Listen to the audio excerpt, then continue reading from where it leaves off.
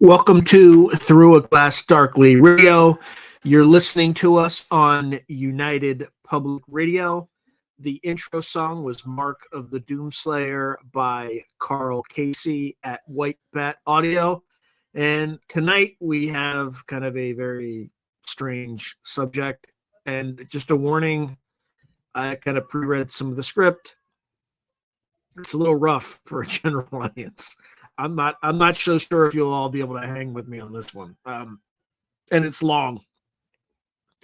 Yeah. So just be forewarned. Also, for people who's new to the channel, welcome. Thank you for joining. Also, for long-time subscribers, you know the routine. If you think you're subscribed, please double check to make sure that YouTube did not arbitrarily unsubscribe you for whatever weird algorithmic or malicious reason. I don't know. It just has happened so many times that I just ask everybody to just check. If they think they're subscribed, it doesn't mean they are subscribed. It could, so just double check. If you haven't subscribed, please subscribe or just wait for a little bit to decide whether or not you want to subscribe. Now, this is a big bone of contention, and I understand why, but I, like George Washington, cannot tell a lie. So the scripts that I generate for this weekly program and for this weekly program alone come from me, but the script comes from AI. It's generated by AI. I come up with a topic, AI generates it, and I just kind of read through the script, ad-libbing when and if necessary. So if you don't like that, I understand. But this is the only place on my channel that I do it. Everything else is organic. The only reason I do it here is I work a 60-hour plus a week job, and I do all this, and I do a ton of other things too. I'm working probably 100 plus hours a week. So it's the only way I can still make this happen without dropping dead. So anyway, I just hope you all understand. All right, I'm just going to quickly go through the 6 comments I see, and then we will get started and move very, very quickly. So good morning, Soullight USX. I just woke up. Good timing. Sally Forth Alone, good to see you again. Inner City Pigeon. YouTube just suggested this to me in my live stream list. This should be interesting. Welcome, Inner City Pigeon. Good to see you. I highly recommend you. This is not a professional operation. And I would recommend you watch the interviews first, like the pre-recorded interviews that have been edited and whatnot. This is just straight up live. I pick up one topic every week and we just do a deep dive. And this is going to be a tough one because it's going to be highly technical. So I hope I don't lose half the audience in the first half.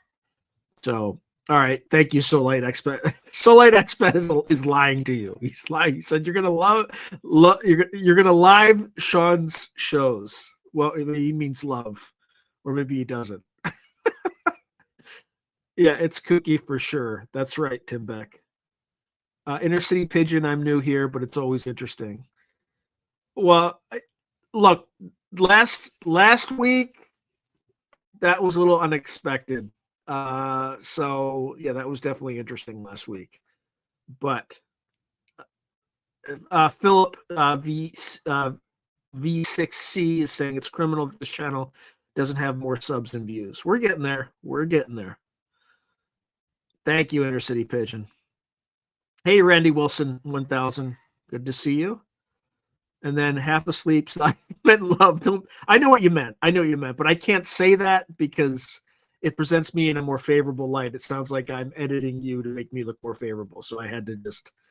At first, I knew what you meant. At least I thought I knew, but I didn't know. Right. I can't say it for sure. So anyway. All right. Here we go. Again, this is going to go long, and it just. Feel free to tear this apart because I'm rolling the dice on this one. I really am, because it is a little too technical. So we'll see. Oh, last one. Philip saying, just done parking the Nebuchadnezzar. Looking forward to a great show. The Nebuchadnezzar. That's a pretty awesome name. It's like a Babylonian It's named after a Babylonian king, like a nasty one too. I don't. I'd like to. I wonder what the Nebuchadnezzar is. Anyway, all right, here we go. Oh boy, buckle up.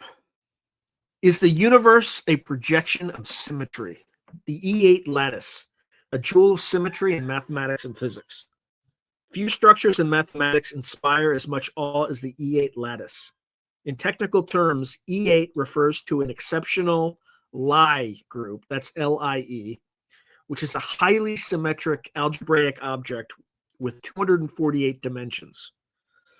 To visualize this, mathematicians often talk about the E8 root system, which consists of 240 vectors in an 8-dimensional space, forming the vertices of a remarkable 8-dimensional shape called the Gaussian polytope. Are you all still with me? I think this one's a drinking one. I wish I had something to drink because I'm going to need it. And by the way, AI didn't write that. I ad-libbed that one. So, you're in good hands tonight.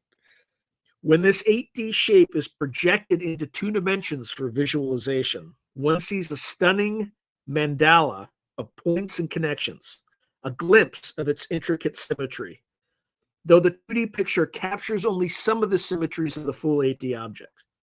In essence, E8 is like a cosmic jewel of symmetry, glittering in a space we can only explore with mathematics. Obviously, because we can only see 3 dimensions, right? If you've all from the, I'm ad-libbing again.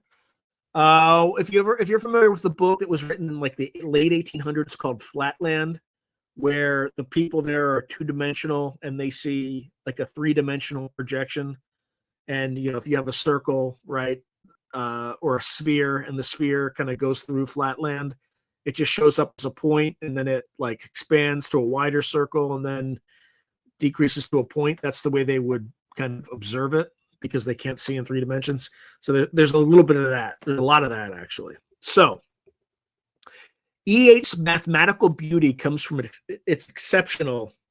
Did I just say that? No, I didn't. From its exceptional symmetry properties. It is not a part of the infinite families of symmetric groups. Rather, it stands out as one of the rare exceptional solutions in Lie theory. The Lie algebra of E8 is 248 dimensional, reflecting how rich its internal structure is. All those dimensions correspond to degrees of symmetry in a sense. E8 symmetrically interrelates 248 independent directions, right? So, it's not just up, down, left, right, forward, and backward. It's far more than that in a mathematical space. John Conway and others have marveled at how E8 can be associated with dense sphere packings, lattices, and polytopes in higher dimensions, underscoring its reputation as perhaps the most beautiful structure in mathematics. Importantly, E8 is not just esoteric math. It has made striking appearances in physics. String theory, which has probably failed, for example, found E8 indispensable in one of its formulations. In the 1980s, theorists realized that a 10-dimensional string theory required certain symmetry groups to avoid mathematical inconsistencies. One version of string theory, the heterotic string, uses E8 by E8 as its gauge symmetry group. The E8 by E8 structure turned out to be one of the only 2 anomaly-free options for a 10D universe with gravity. In other words, without E8, the theory would break down logically. Such a deep role for E8 hints that nature might prefer this symmetry at fundamental scales. In those models, our low-dimensional world is imagined to result from E8 breaking or compactifying in complex ways, hiding most of its symmetry, a theme we'll revisit. Another headline-making example came in 2007 when physicist A. Garrett Lisi proposed what he ambitiously called an exceptionally simple theory of everything.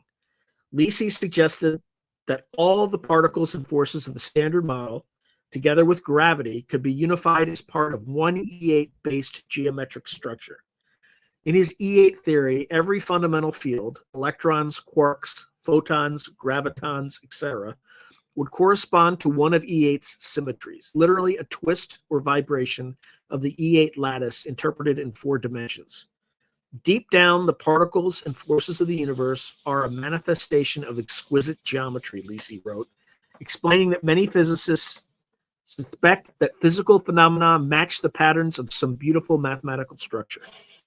E8 being exquisitely symmetrical was a natural candidate for that structure. If E8's full symmetry were realized in nature, it would elegantly unify what now seems like distinct forces and particles into one whole. As Scientific American summarized, E8 theory describes all forces in matter as twists of a single geometric object.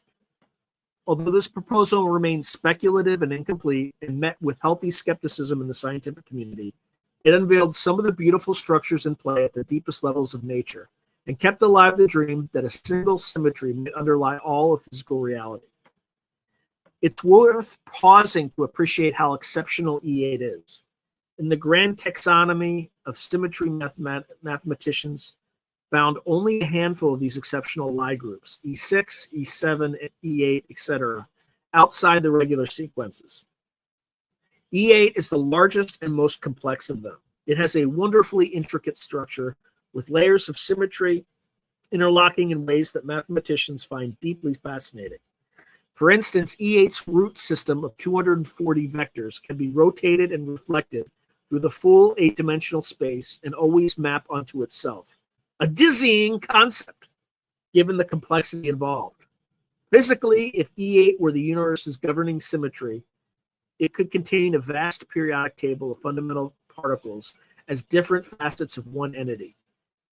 In fact, Lisi's work showed that if you embed the known elementary particles into E8 in just the right way, they nicely fill out some of E8's components, almost like finding pieces of a puzzle that fit into a pre-existing pattern. Some pieces didn't fit perfectly, which is one reason the theory hasn't been fully accepted. Yet the allure of E8 remains. It promises an all-encompassing order behind the chaos of particle physics. The mathematical beauty of E8 also resonates with a long-held belief in physics. The fundamental laws of the universe are elegant and symmetric. Newton's gravity unified the heavens and earth under one law. Maxwell's equations united electricity and magnetism. The electroweak theory unified 2 forces into one, each a step toward more symmetry in our description of nature. Physicists often find that when a theory is more symmetric and mathematically beautiful, it tends to be more powerful and fundamental. Many physicists believe all physical phenomena match the patterns of some beautiful mathematical structure, as one article put it. E8 is a compelling candidate for such a structure because it's one of the most symmetric constructs known. As Lisi and co-authors noted, if reality truly corresponded to E8's 248-dimensional symmetry, we would live in an exceptionally beautiful universe. In other words, if the structure of the universe at the scales of elementary particles turns out to be described by E8, then we will all have the satisfaction of knowing we live in an exceptionally beautiful universe. It sounds like circular logic, but I'll allow it. Whether or not E8 literally underpins reality, it stands as a symbol of symmetry, an icon of the idea that at the bedrock of existence lies not randomness, but a vast, intricate order. All right. Let me just see how the chat's doing, because all right. All right. So Philip VC V6D is saying Matrix. Dr. Chaos Magic is saying, I am full open-minded. Sally Forth Alone is smiling. Inner City Pigeon says this makes Time Cube sound like child's play. Virgo Queen 202 is saying the number of dimensions are infinite. Sally Forth Alone says, I saw the sky turn into a honeycomb lattice the first time I tripped. Everything connected to everything else. Uh-oh. Is the picture freezing up a lot for anyone else? Scott's writing. Yes, Scott. Oh, boy. Let's see. How you doing, Simon Keene? Good to see you, man. Okay, so Solite US Expert just writes, I just Googled E8 240 dimensional symmetry and looked at images to get an idea of what this looks like. You can't actually, because it's 8D, you can't imagine it. Like, you can only, what you're seeing is only a shadow of what it might look like. Intermittent, oh boy. Okay, so Tim Beck says, totally sober on Salt Spring Island, 1998. 9-ish in the morning, saw a thin 2D web-like lattice. As I approached it, it moved without visible movement. I couldn't distinguish between. Get cut off. It's not as bad anymore, the picture. Oh, boy. Okay, that's good. At least you can hear me. A wee bit glitchy. Oh, boy. Maybe because I tried to put this in 4D, even though I have HD only. It being 10, 20, 50 feet away. Interesting. All right. I guess you're still with me, so we're going to dive right back in. All right. Non-human intelligences beyond the human perspective. When exploring the nature of reality, especially ideas as grand as a unifying cosmic symmetry, it helps to consider perspectives beyond our own. This brings us to the notion of non-human intelligence. By NHI, we mean any intelligent agency not of human origin, which could encompass advanced extraterrestrial civilizations, intelligent artificial beings, or even forms of consciousness not yet understood by science. The term has gained popularity in recent discussions about unexplained aerial phenomena or anomalous phenomena, UAPs or UFOs, where credible witnesses and officials have suggested that some observed technology might be not human in origin. In that context, if mysterious craft are zipping through our skies, exhibiting capabilities beyond our known science, one inference is that some non-human intelligences are at work behind them. Crucially, NHI does not necessarily mean little green men from a distant planet. It simply means intelligences other than Homo sapiens. They could be extraterrestrial, interdimensional, artificial, or something wholly unknown. From a speculative science and philosophical angle, what might NHI entail? One interpretation is literally advanced aliens, beings who evolved on other planets around other stars. Another interpretation includes artificial superintelligences. For example, a future AI that far surpasses human intellect would be an intelligence of non-human origin, even if built by humans initially. More abstractly, some philosophers entertain ideas of a cosmic mind or panpsychism, where intelligence or experience could be a fundamental aspect of the universe, not confined to human brains at all. In mystical or phenomenological terms, throughout history, people have claimed contact with spirits, deities, or otherworldly entities. These too could be seen as encounters with alleged NHI, albeit interpreted through cultural lenses. Modern analyses like those by psychologist C.G. Jung, that's Carl Jung, basically, or computer scientist Jacques Vallée have even compared UFO encounters to archetypal or psychic phenomena, suggesting the others might sometimes share a collective unconscious origin as much as a physical one. Importantly, NHI challenges us to consider perception and reality from a non-human point of view. Our human senses show us a very specific slice of reality, tuned by evolution for survival rather than truth. A bee, for instance, sees ultraviolet patterns on flowers that we don't. A bat perceives the world through echolocation, or sound. A hypothetical alien might sense electromagnetic fields or extraspatial dimensions directly.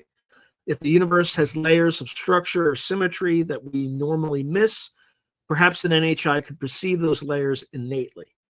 For instance, while we see a world of apples and rocks and light, an alien scientist might see directly the fabric of space-time and energy fields underlying those objects. This isn't just fanciful. Even we humans, through the extension of our own minds in mathematics and instrumentation, have managed to see things like gravitational waves or quantum wave functions, albeit indirectly. A non-human intelligence, especially one much older or more advanced, might go further.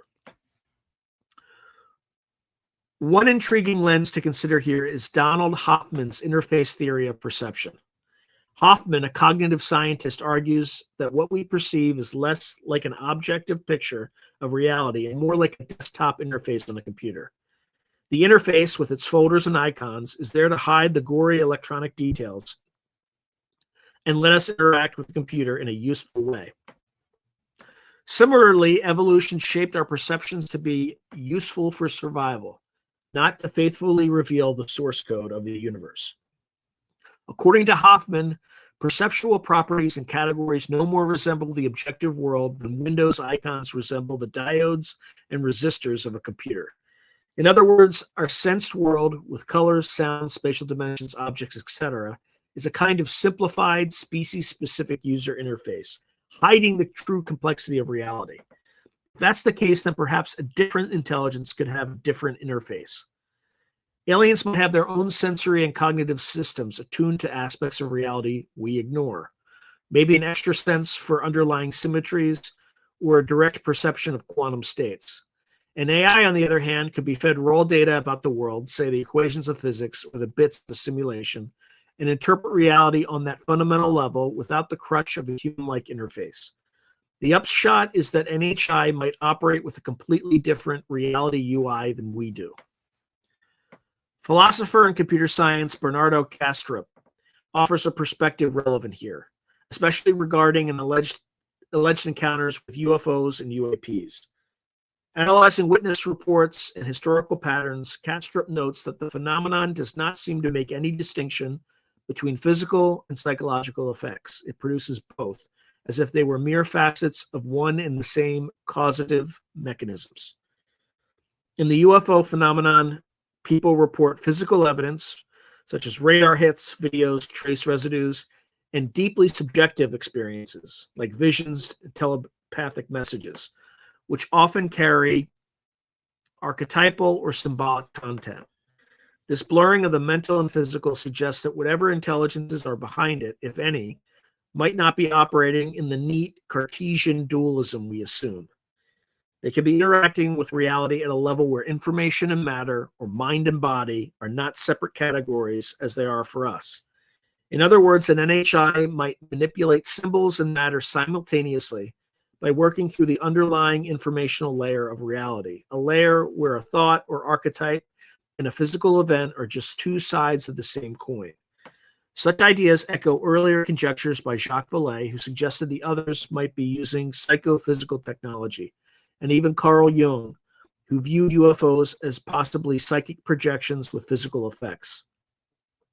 While highly speculative, these notions expand our imagination of how an advanced intelligence might perceive and affect reality, not through rockets and radios, but by tapping into the deeper code of the universe where physics and psyche intersect.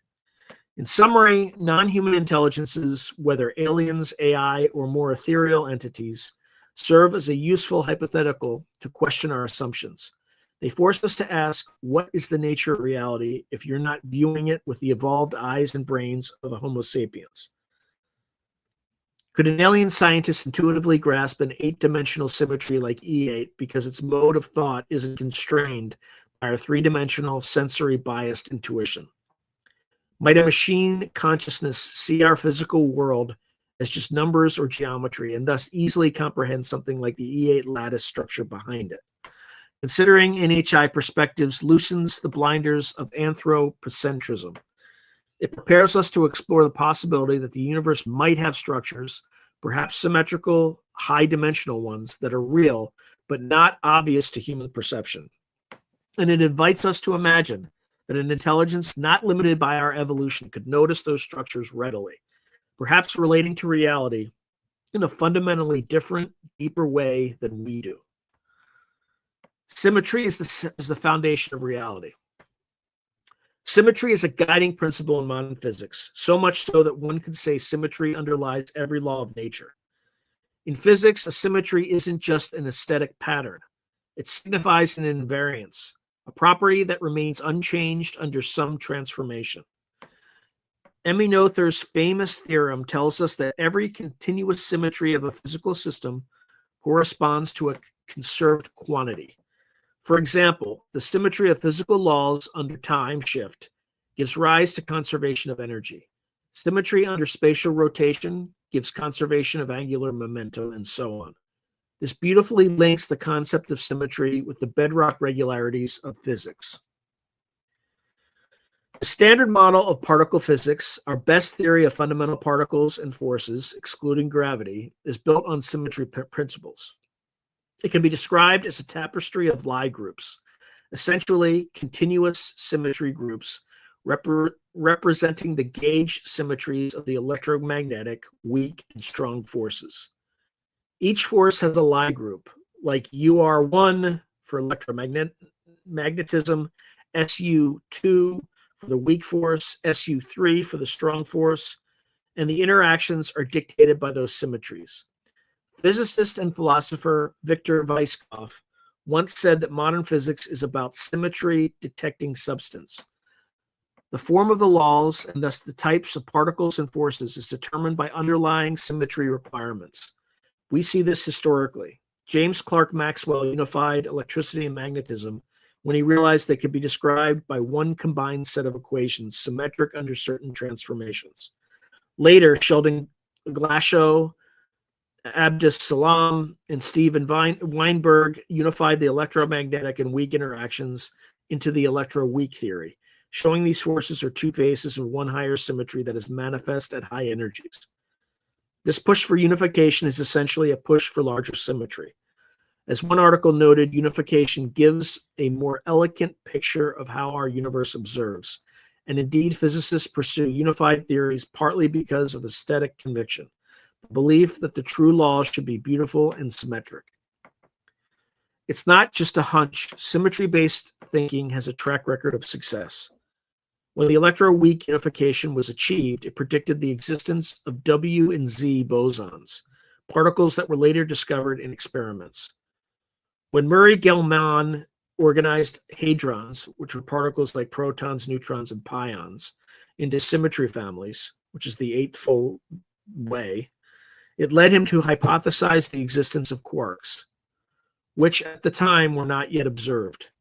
The idea of supersymmetry, a hypothetical symmetry exchanging fermions and bosons, led physicists to predict superpartners of known particles, though those remain unconfirmed experimentally. Time and again, symmetry has been like a compass pointing toward deeper truths. Given this, it's a natural, if bold, step to ask, could the entire universe itself be a manifestation of a single grand symmetry? Instead of just having symmetrical equations that describe forces within the universe, perhaps the universe as a whole emerges from a underlying symmetrical structure or principle. In other words, maybe symmetry is fundamental reality, and what we experience with all its diversity and complexity is a kind of symmetry breaking or projection. This idea resonates with some proposals in cosmology and quantum gravity. For instance, many grand unified field theories, GUTS, posit that at incredibly high energies, like those just after the Big Bang, all forces merge into one force due to a unified symmetry. As the universe cooled, the symmetry broke into the distinct forces we see now: electromagnetism, strong and weak. The early universe would have been a more symmetric state, and the current universe is a result of broken symmetry. If we take that to an extreme, one could imagine a perfectly symmetric state, perhaps a timeless, spaceless, mathematical object like E8 or something even more abstract, which somehow projects or crystallizes into the less symmetric state we call physical reality. One way to conceive of this is through the analogy of phases of matter. Think of water in a high-energy, high-temperature phase.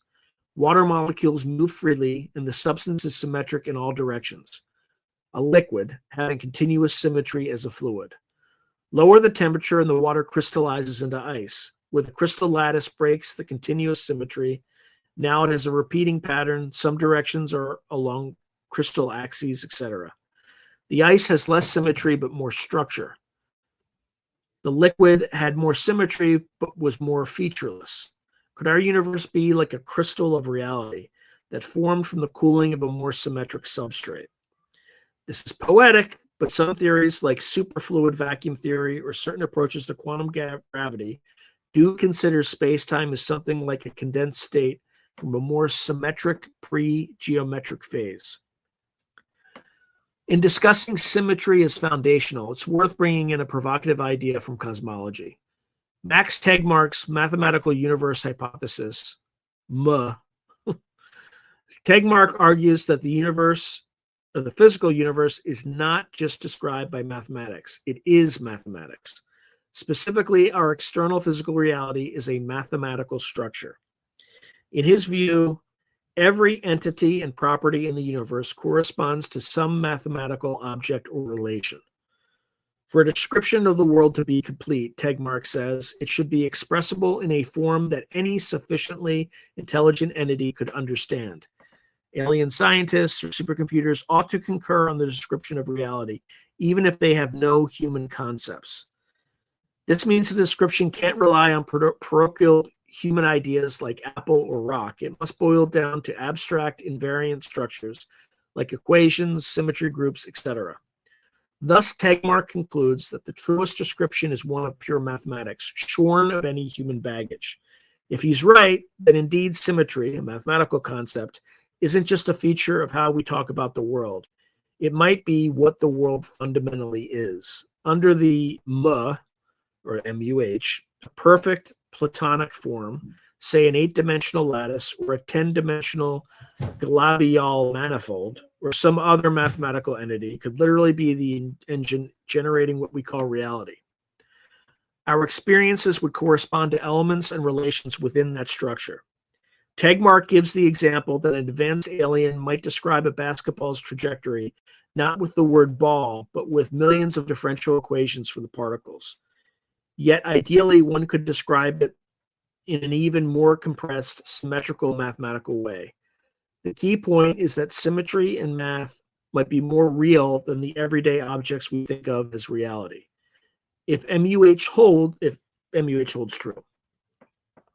Whether or not one buys Tegmark's hypothesis, it dovetails with a long-standing vein of thought that information and symmetry underlie physical reality.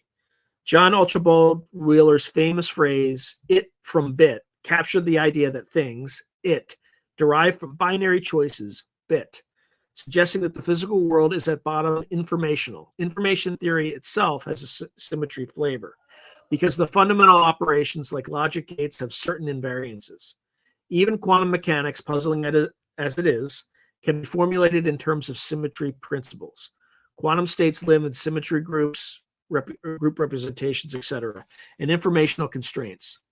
The holographic principle, which we'll discuss shortly, also points to information measured in bits on surfaces as primary. All these threads, Noether's theorem, unified field theories, MUH, it from bit, weave a picture where symmetry information is fundamental and physical phenomena are secondary, perhaps like shadows or projections of that deeper order. Thus asking, is the universe a projection of symmetry, is not a flight of fancy devoid of scientific context. It's arguably a modern rephrasing of what many physicists and philosophers have been hinting at, that underneath the complexity of the cosmos lies a simpler, more unified layer, one characterized by symmetry, harmony, and mathematical structure. Our challenge, and maybe fate as humans, is to detect that hidden order. We do so by noticing patterns and symmetries in experimental data and formulating ever more unified laws. Each time we discover a symmetry in nature, it's as if we uncover another piece of the cosmic code. Perhaps one day that process ends with a final symmetry, a final theory from which everything else can be derived. If that ultimate symmetry is something like the E8 lattice or some other elegant construct, then indeed our universe would be interpretable as a symmetrical projection. The tantalizing hint is that we already see so much symmetry in the pieces of the puzzle. Perhaps it all clicks together in one grand symmetrical picture. The E8 lattice and hidden order. Bringing E8 back into the story, could this exceptional symmetry actually be the hidden framework of reality? Let's examine what that would mean. If E8 or an object like it underlies the universe, And the chaotic mess of particles and forces we observe is really a manifestation of a single higher dimensional order. In a sense, nature's complexity would be like a shadow cast by a simpler form. Intriguingly, some researchers and theorists have taken this idea quite literally. One group of scientists, a Los Angeles-based team called Quantum Gravity Research, QGR, has been actively exploring the idea that space-time and particles emerge from an 8-dimensional crystalline code, essentially an E8 lattice via projection. They note that E8 can be sliced or projected to lower dimensions to produce what are known as quasi-crystals, which have patterns that fill space without repeating regularly. In fact, a specific 4D quasi-crystal, sometimes called the Elzer-Sloan quasi-crystal, can be obtained from the E8 lattice. QGR's audacious hypothesis is that this 4-dimensional quasi-crystal might be the fundamental structure of space-time itself. Our familiar 3D space would then be like a further shadow or subset of the 4D quasi-crystalline structure. As QGR founder Clee Irwin mused, is there an 8-dimensional engine behind our universe?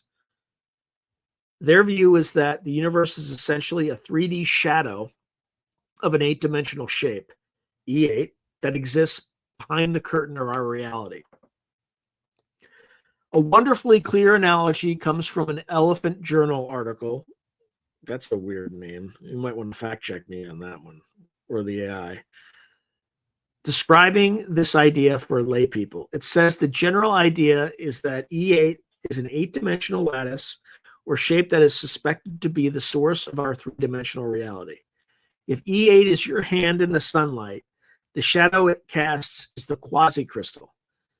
The shadow is a 2-dimensional object created by your hand, a kind of extension of your hand, which displays that there is a hand creating it. That is to say, the shadow of your hand is not your hand, but it points to your hand existing. In this way, the reality we live in is perhaps only the shadow of the source creating it. This paints a vivid picture. Imagine reality as a shadow, and the real hand casting it is a higher dimensional E8 structure. Just as a flat shadow might distort or obscure some details of the hand, losing the depth information but preserving outline shapes, our 3D universe might be a distorted reflection of a pristine 8-dimensional order.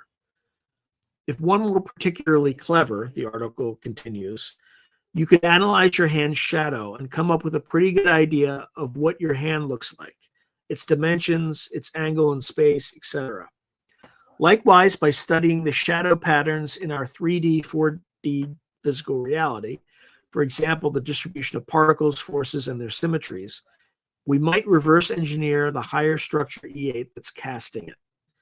In QGR's approach, these quasi-crystalline patterns in our observed world act as a geometric language or code. They are attempting to mathematically decipher this code, hoping it will unify general relativity and quantum mechanics, yielding a true theory of everything. It's a dramatic and speculative program, but it's grounded in an enticing logic.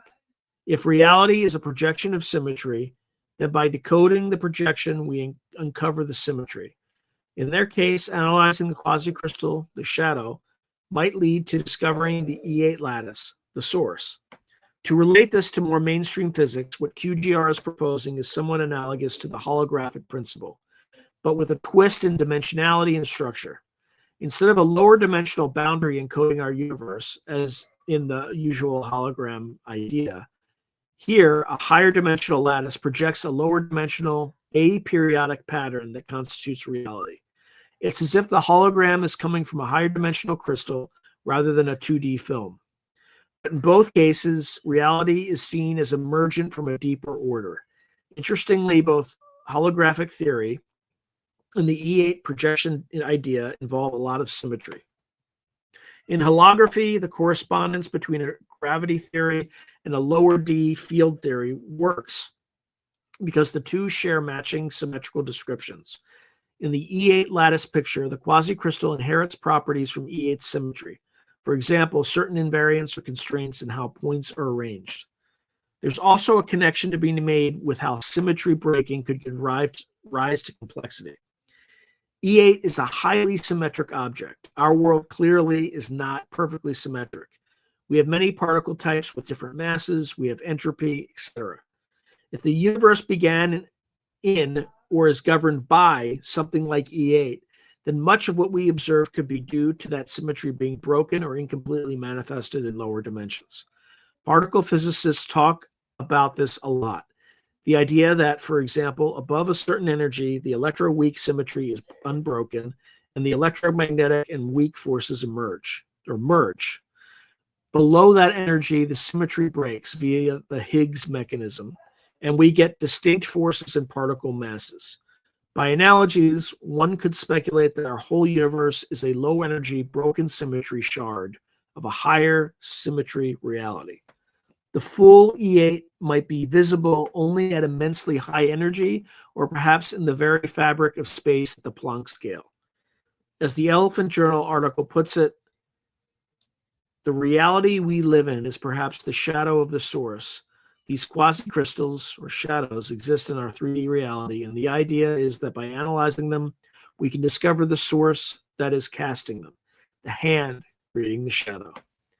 Let's also recall Lisi's work in this context. In Lisi's E8 theory, he indeed treated the various fields of physics as shadows of an E8 structure. The E8 Lie algebra contains subalgebras that look like the symmetries of the standard model.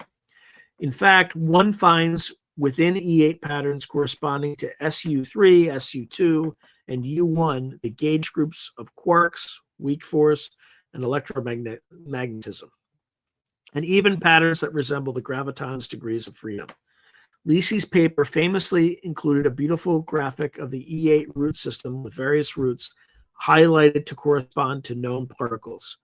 While his specific theory didn't withstand all challenges, such as issues with chiral, fermions, and gravity coupling, etc., the core idea remains inspiring. Maybe all the disparate particles we've named, electron, photon, up quark, down quark, gluon, etc., are unified as part of one geometric object. They might be like different vibrations or orientations of one fundamental lattice or crystal. This is very much in line with older ideas too, like Plato's suggestion that the elements correspond to perfect polyhedral cubes or shapes, so cubes, tetrahedron, etc. Or the Pythagorean dream that all is number. Here, it's all is symmetry, group, the ultimate reduction of diversity to unity. We should mention that beyond E8, other symmetrical structures that have been proposed as candidates for the universe's hidden order. Some have wondered if the universe is a cellular automaton, which is a grid of bits evolving by simple rules, that has a symmetry of information processing. Others have looked at higher dimensional polytopes, or even the Leach lattice in 24 dimensions as potentially relevant to physics. The latter appears in string theory related to monster group symmetry. The common thread is the suspicion of what looks random or arbitrary in nature may actually reflect a piece of some huge unified symmetric pattern. It's like seeing leaves, flowers, fruits, and realizing they all originate from one tree. If we only track down the branches to the trunk, could E8 be the trunk of physical reality's tree? Some certainly hope so. Before moving on, let's underscore a subtlety. If the universe is a projection of something like E8, then something might not necessarily be a static lattice. It could be a dynamical system whose symmetry group is E8, or an E8 structure that evolves.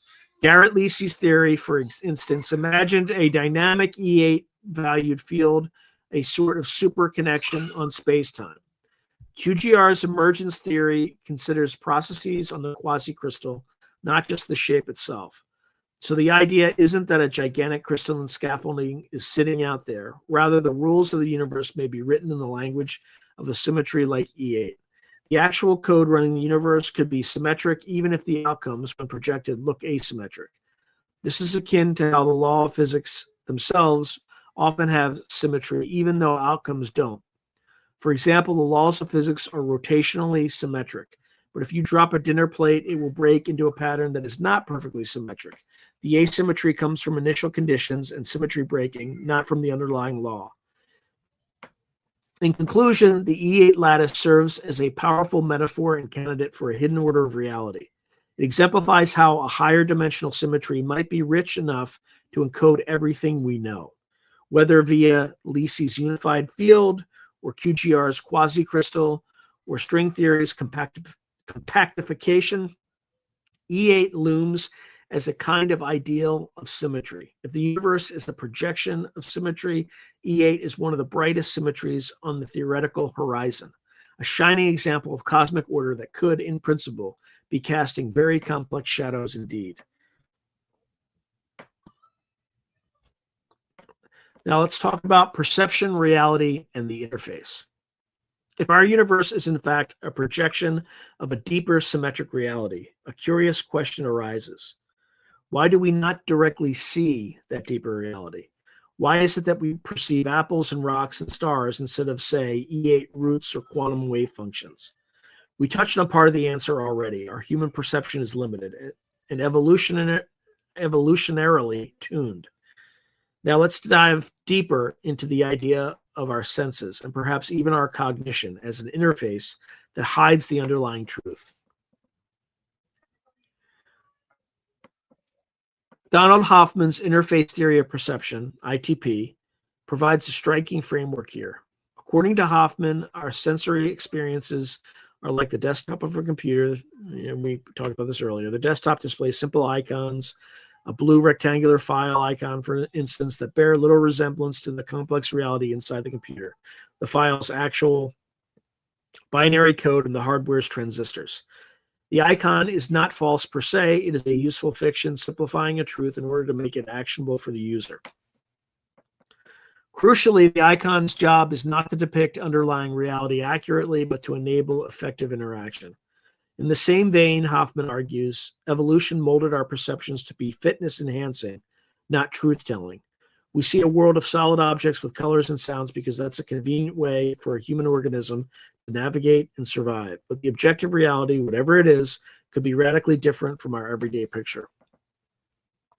Hoffman uses the analog explicitly. The interface theory claims that perceptual properties and categories no more resemble the objective world than Windows icons resemble the diodes and resistors of a computer.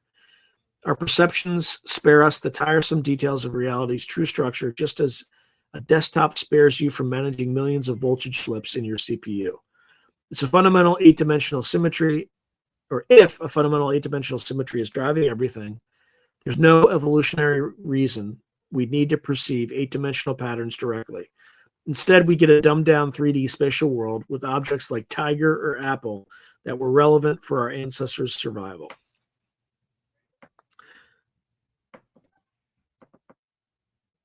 This notion makes sense of why the world doesn't obviously shout, I am E8 or I am a simulation to us. The truth could be encoded in ways our senses and brains can't readily decode. We're essentially looking at the user interface of reality, not its source code. The interface presents space as three-dimensional, maybe because that's how our primate brains model the world, and time is a simple linear flow, and objects as having colors and textures. Meanwhile, the real mechanism might involve things like 248-dimensional vector spaces, complex amplitudes, entanglements, higher dimensional geometries, all completely outside the scope of ordinary perception.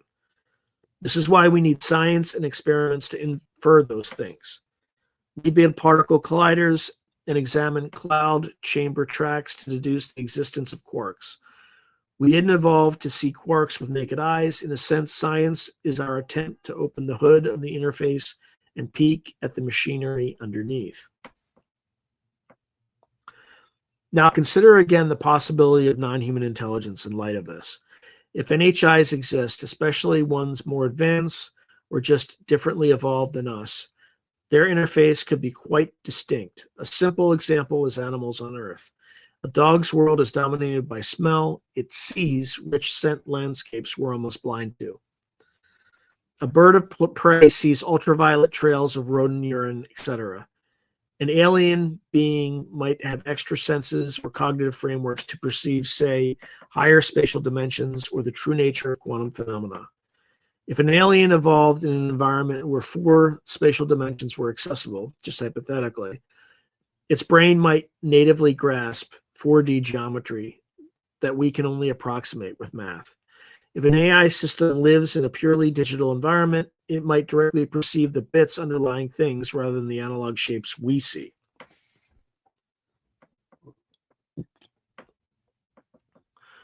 One could speculate on an extreme, an entity that perceives the mathematical structure of reality directly. It doesn't see a tree as a brown trunk and green leaves. It sees a complex fractal or algorithm that represents the tree's true informational content. To such an entity, an EA lattice or a fiber bundle might be as tangible and obvious as a chair to us. This is far out, but it's consistent with Hoffman's logic that different agents have different interfaces.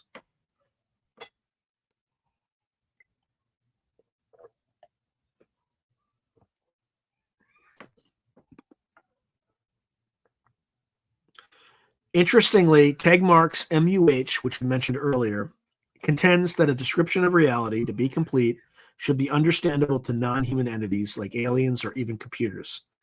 That implies stripping away all human-specific concepts and reducing things to the most universal descriptors, which would be mathematical structures and relationships.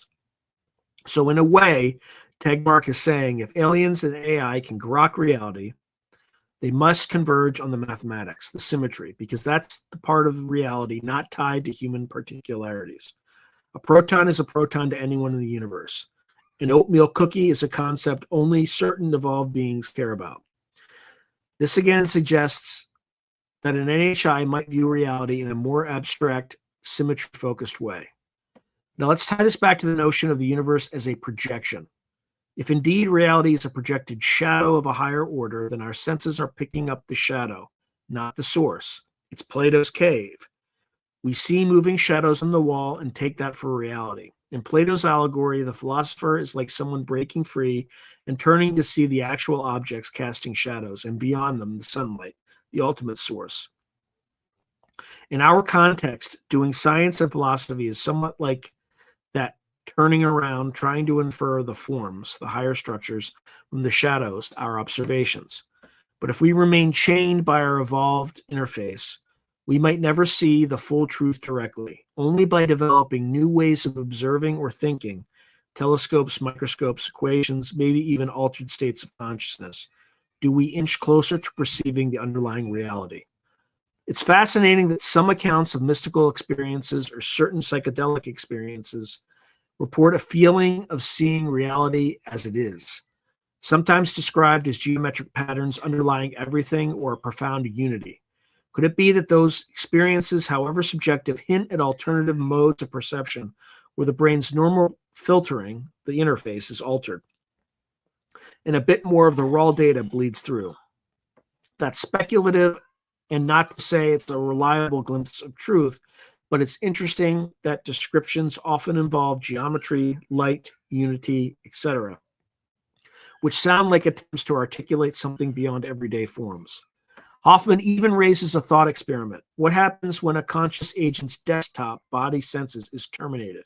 Does the underlying file, consciousness, or whatever fundamental reality cease?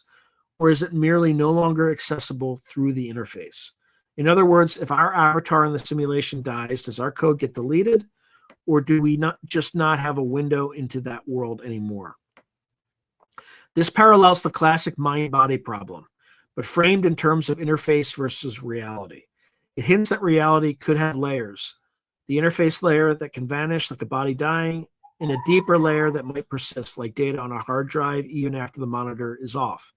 Some interpretations of NHI, especially in spiritual traditions, suggest exactly that intelligences can exist in realms not normally perceivable, the code realm, so to speak, and occasionally log into our interface or appear in our world in various guises. To stay grounded, even without invoking mystical ideas, the interface perspective strongly supports the notion that the universe could have a lot going on under the hood that we never directly sense.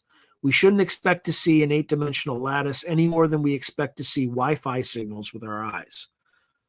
But through theory and experiment, we might detect the imprint of that lattice, just like we can build devices to detect Wi-Fi. If NHI have already mastered physics much beyond ours, they might have effectively peeked behind the interface and reprogrammed it. For example, suppose the UFO phenomenon is real and some craft can accelerate instantaneously or disappear. Those would violate our physics unless our physics is just an interface. If there's a deeper code, some high dimensional symmetry or other engineering space, perhaps such feats are possible by manipulating that code directly. This is highly conjectural, of course, but it aligns with the idea that an advanced intelligence might operate on reality at a more fundamental level than we do. In summary, our perception is limited to a narrow band of reality structure. It gives us a useful simulation of the world, not the literal world. Thus, the fact that we don't see the universe's symmetric underpinnings with our senses is no longer against their existence. It's expected. We must use our intellect, tools, and perhaps even imagination to deduce those underpinnings. Non-human intelligences not sharing our evolutionary pathway might have an entirely different, maybe broader relationship to the underlying reality. The interface metaphor teaches humility. We shouldn't assume the way reality appears to us is how it truly is. It could be a projection, a simplification, much like the shadow on Plato's cave wall or the icon on Hoffman's desktop. And if we yearn to know what's really behind it, we have to be willing to step outside our usual modes of perception. In doing so, we edge closer to seeing the universe's symmetry directly, or at least formulating it in our theories. The holographic reality, projection from a boundary. One of the most intriguing developments of theoretical physics over the past few decades is the idea that our universe might be holographic. This doesn't mean the universe is an illusion or fake. It refers to a specific and deep mathematical conjecture that everything happening inside a volume of space can be described by information defined on the boundary of that volume, with one less dimension. In other words, in principle, the entire 3D plus time universe could be a projection of data existing on a 2D surface, just like a hologram produces a 3D image from information on a flat film. This idea stems from the physics of black holes. In the 1970s, Jacob Bekenstein and Stephen Hawking found that entropy, information content, of a black hole is proportional to the area of its event horizon, not its volume. That was a clue that nature might store information holographically.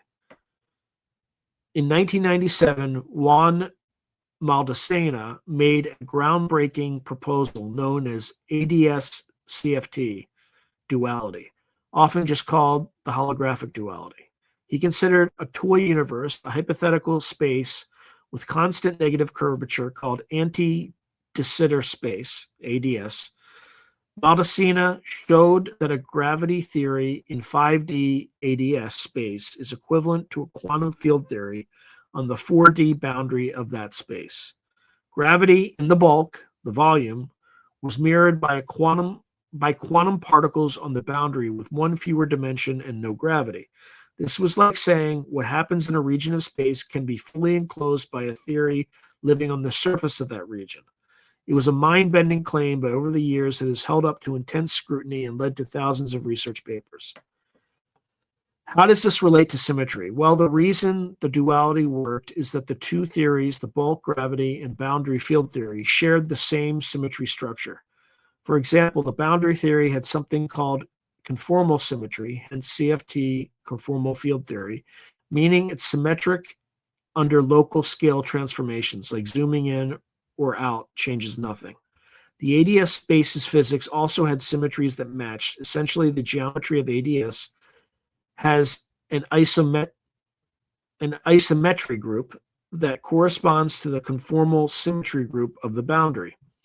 That these two have the same symmetries was an important clue, Maldacena recalls.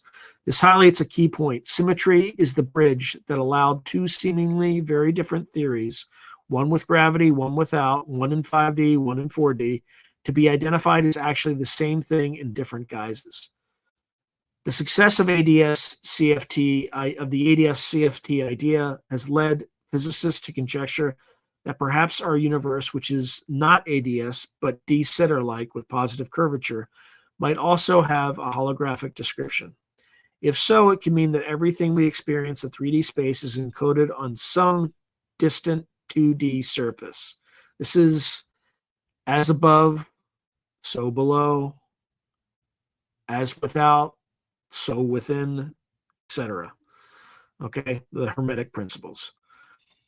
Possibly the cosmological horizon or something analogous. Leonard Susskind and others have championed this view as a way to reconcile quantum mechanics and gravity. In a broader sense, it implies that space-time itself might be emergent. As one Scientific American article summarized, research in the years since Maldaceno's work suggests space-time may not be fundamental. It may be something that emerges from quantum entanglement in a lower dimensional system. Think about that. What we consider the fabric of reality, space and time, might arise from something deeper, quantum information entanglement, that is organized in a more symmetric, lower dimensional way. This is a concrete example of the universe as a projection of something else. If the universe is holographic, it doesn't directly mention E8, but it underscores the theme that reality might have a dual description. One in terms of our familiar 3 + 1 dimensions, and another in terms of fewer dimensions and perhaps more abstract variables. In the dual description, the boundary, things might be more tightly organized by symmetry, like the conformal symmetry in Maldaceno's case. On the flip side, from the bulk perspective, certain symmetries aren't obvious. For instance, gravity in the bulk is a messy thing, but on the boundary, it corresponds to well-behaved quantum fields. This is analogous to how a projection can simplify or hide certain aspects. The holographic idea even suggests that the dimensionality of space we perceive is kind of like a derived concept. It's not fundamental. There's also a fascinating interplay with thermodynamics and information. The laws of physics as we know them, Einstein's equations, etc., might themselves be emergent from maximizing entropy subject to some constraints on a holographic screen.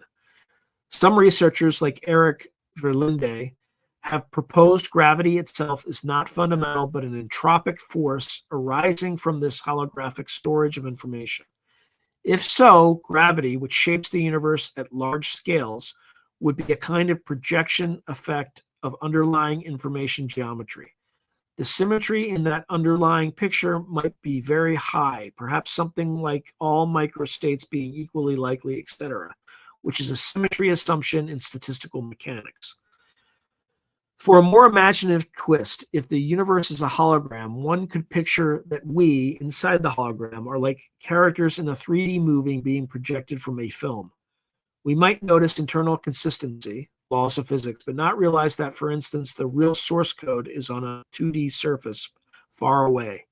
If you and I are such characters, everything we do is encoded on that film, including this conversation. Now, if some being outside the film or in another part of the film interferes with it, weird things might happen in our world, like glitches in a projection. This is analogous to how in some hologram theories, if you disturb the information on the boundary, you'd affect what happens in the interior. One could loosely use this to speculate about phenomena we can't easily explain. Maybe they are boundary conditions fluctuations rather than bulk causes, but that's just a whimsical notion. Bring this back to symmetry. In a holographic view, one may say the universe is a projection of the symmetry information at its boundary. The boundary might have a more regular structure, like a lattice of information bits or a network of entangled quantum states, which is not obvious in the projected volume. Some research even connects tensor networks, which have a kind of discrete lattice symmetry, with emergent spatial dimensions via holography. In these tensor network models, the geometry of space arises from the pattern of entanglement, and those patterns can be symmetric, like a regular tiling. So holography gives us a working example where the universe, space, with gravity, and everything else is indeed a projection from a more symmetric informational substrate. It's not proven for our universe, but it's the leading idea in quantum gravity. It also philosophically dovetails with our theme. If we live in a projection of symmetry, the holographic principle is a formal way that could be true. One cannot mention projections and holograms without invoking the popular culture reference. Help me, Obi-Wan Kenobi, you're my only hope. In Star Wars, a little droid projects a 3D image of Princess Leia. That image is made of light and has shape and motion, but it's emanating from a small recording in R2-D2. Now imagine everything around you is similarly a Leia, and the real projector is something like a distant 2D cosmological horizon with qubits inscribed on it. It's a heavy thought, but modern physics has seriously entertained it. Stephen Hawking's final research with Thomas Hertog, for example, considered a kind of holographic model for cosmology, where the universe's initial state is encoded holographically. They even used the phrase that the universe is a hologram in describing some of those ideas. To be clear, when physicists say the universe is a hologram, they don't mean it's fake or that we're living in a laser projection. It's a statement about dual description and dimensionality. But it strongly reinforces the motif that the essence of reality might live in a different arena than the one we experience. And crucially, symmetry is typically what links the two arenas. The 2D and 3D pictures in ADS CFT had matching symmetries. That's why one could stand in for the other. This is reminiscent of E8's projection too. The 2D drawing of E8's roots we embed above is not the full E8, but it retains some symmetries of the original, not just all. The better the projection preserves symmetry, the more faithfully it renders the source, or it represents the source. Perhaps our universe preserves just enough of the source's symmetry that we can still detect there's something special, like how the standard model's group theory hints at a larger group like E8 beyond it. Many physicists do feel the standard model is a shadow of a grander unified theory. This is why they look for supersymmetry or gut symmetry at higher energies, expecting the broken pieces to come together. In summary, the holographic principle gives a concrete scientific paradigm where the universe projection idea is taken very seriously. It suggests space and everything in it can be viewed as information painted on a boundary with one less dimension. If true, our reality is as much about information and symmetry on that boundary as it is about particles and fields here inside. It's a powerful validation of the projection metaphor, and it means our quest to understand reality might involve looking not just inward at smaller scales, but outward at cosmic symmetries and information capacities. The ultimate symmetry might be the one that allows a constant holographic dual, a symmetry connecting the description of reality in different dimensional terms. All right, then there's the simulation argument and symmetry as code.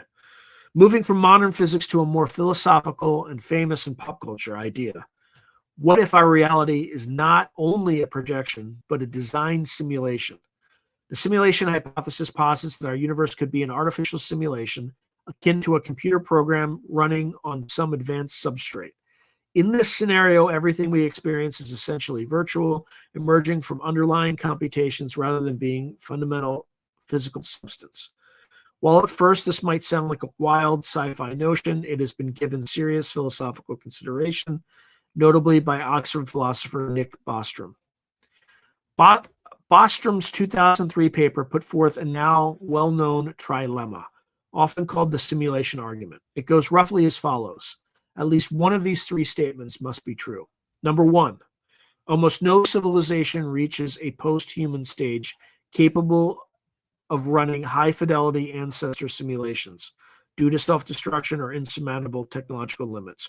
Or two, advanced civilizations do reach such a stage but choose not to run simulations for legal, ethical, or uninterested reasons. Or if many simulations are run by advanced civilizations, the number of simulated conscious beings would vastly exceed the number of original base reality beings. So statistically, we are almost certainly living in a simulation.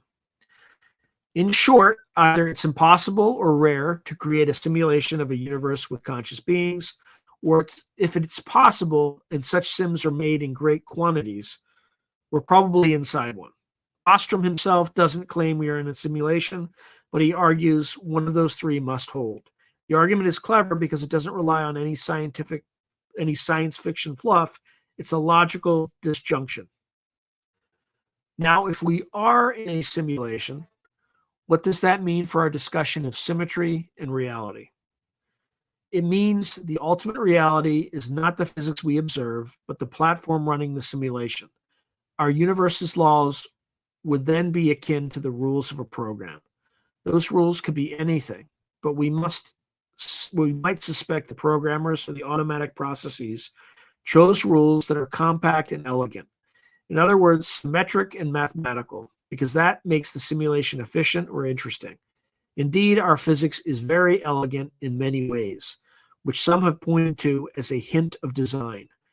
For example, why does mathematics describe the universe so well? If the universe is mathematics or code, that would make sense. In a simulation, the underlying code is the analog of the higher dimensional symmetric structure. The world we see is a rendering of that code. If the code has symmetrical properties, the rendered world might display them as well. For instance, if the simulation's core algorithm conserves certain quantities like energy or electric charge, that will appear to us as a symmetry. Time translation symmetry leads to energy conservation, etc., by Noether's theorem. In fact, one fun way to think about symmetries is as constraints or invariants in the program. A simulator might impose strict constraints like the speed of light, Planck's constant, to keep the sim stable or meaningful. Those show up to us as deep symmetry principles or invariant quantities. One could even imagine that something like the E8 lattice is literally part of the code, so the simulation computes interactions via E8 operations. The well-known cellular automaton called Conway's Game of Life produces complex patterns from simple rules on a grid. That grid has a built-in symmetry, a 2D square lattice symmetry, and discrete time steps. The patterns in the Game of Life can evolve to make gliders, pseudo-organisms, etc., none of which know they exist on a grid, but all of which ultimately are consequences of it. If our universe runs on a kind of lattice like E8 or a 3D, 4D analog of it, the high-level entities, like us, might not see the lattice directly, but subtle effects, maybe something like discretization of space or preferred directions at very small scales, could hint at it. It's notable that certain approaches to quantum gravity, like loop quantum gravity or even string theory, imply a discrete or structured Planck scale picture, spin networks, etc., albeit not as regular as the lattice. Another link, the idea of digital physics, suggests that at tiny scales, space and time might be made of finite bits, like a cellular automaton. If so, symmetry might take the form of automorphism of a graph or invariance of a code. For example, the error-correcting codes used in computers have a kind of internal symmetry. They can detect or correct certain errors regardless of specific disturbances. Some physicists have noted that the equations of string theory's ADS-CFT correspond to error-correcting code properties which protect the information in the bulk from erasures on the boundary. This raises the possibility that the universe's robustness, the fact that consistent physics emerges and persists, could be because it is built on something like a self-correcting code, a very high form of symmetry that guards reality's consistency. If advanced NHI exist as simulators, then we and our entire perceived cosmos are their creation. This is reminiscent of theological ideas, a creator of the universe, but in a secular technological form. Arthur C. Clarke once wrote, "Any sufficiently advanced technology is indistinguishable from magic." If an advanced intelligence created our universe as a simulation, to us that entity is effectively God, though it might just be a geeky super civilization running experiments. Such beings would see the real base reality, the computer, the higher dimension, whatever it is, and see our entire universe as a data structure. From their perspective, perhaps it's trivially evident that universe equals math. They might even run multiple simulations, varying initial conditions, exploring different symmetry breakings, different laws, to see what happens. We, inside, only know the one set of laws we have. However, one must ask, why would a simulating entity choose a highly symmetric design like E8 or the laws we have? Bostrom's argument doesn't say anything about the nature of the simulation's content. Some have speculated maybe our simulators favor complexity or even specific narratives. But one plausible notion is that the simplest way to get a rich, stable universe is to base it on elegant mathematics, much like a programmer prefers clean code. A symmetric framework like E8 could be like a well-organized engine that naturally produces variety when run. Indeed, Garrett Lisi's E8 theory was, in a sense, an attempt to write the source code of the universe in a single coherent snippet. The E8 Lie algebra as the blueprint for all fields. Although that code isn't fully verified, it shows what such a source code might look like. It's also possible that certain symmetries are necessary for self-consistency. For example, without Lorentz symmetry, the symmetry underlying special relativity, one could have causality problems or preferred frames, maybe a messy simulation. Without gauge symmetry, charge might not be conserved. The sim could blow up with infinite energy or something else. So perhaps any simulation that lasts and produces conscious life must incorporate key symmetries. There's an argument akin to the anthropic principle here. Only in a universe with stable atoms requiring certain symmetry and constraints can observers like us exist to notice. So even if simulations were random, we'd find ourselves in one of the nice ones with lots of symmetry. Interestingly, some physicists have even searched for signs of simulation in physical data. One idea was to look for pixelation in high-energy cosmic ray distributions. If space is a grid, very high-energy particles might scatter off the grid in a detectable way. So far, nothing conclusive has appeared, but it shows the concept is taken semi-seriously by a few. Other proposals consider whether quantum phenomena, like the probabilistic wave function collapse, might hint at an underlying computation, like a random number generator in the code, deciding outcomes. Now, whether or not we're simulated, the simulation metaphor is useful. It essentially says reality as we know it is a layer, and beneath it, something like code, logic, information, which is the true reality. That aligns perfectly with the theme of projection. The code is the symmetrical structure. The running program is the projection. If we imagine a simulated civilization inside a computer, and that civilization has scientists, they might eventually figure out the code by logical reasoning, even if they can't escape their world. That's analogous to us trying to find the theory of everything. We're reverse engineering the program from inside by finding patterns, conservation laws, particle spectra, geometric unifications. If one day we find a complete self-consistent theory of everything that can't be reduced further, one might ask, is that the code? Or is that code still running on a deeper platform? This leads to a potentially infinite regress. Maybe their reality is also a simulation, etc. It's like Russian nesting dolls, which Bostrom and others have discussed. But from our perspective, nailing down the deepest symmetry we can find is as good as finding base reality, at least until evidence suggests otherwise. One might wonder, if it's a simulation, where do non-human intelligences come in within the sim? They could simply be other simulated beings, like aliens in the same simulation as us. Or they could be NPCs, as we all know means non-player characters, inserted or controlled by the simulators for some purpose.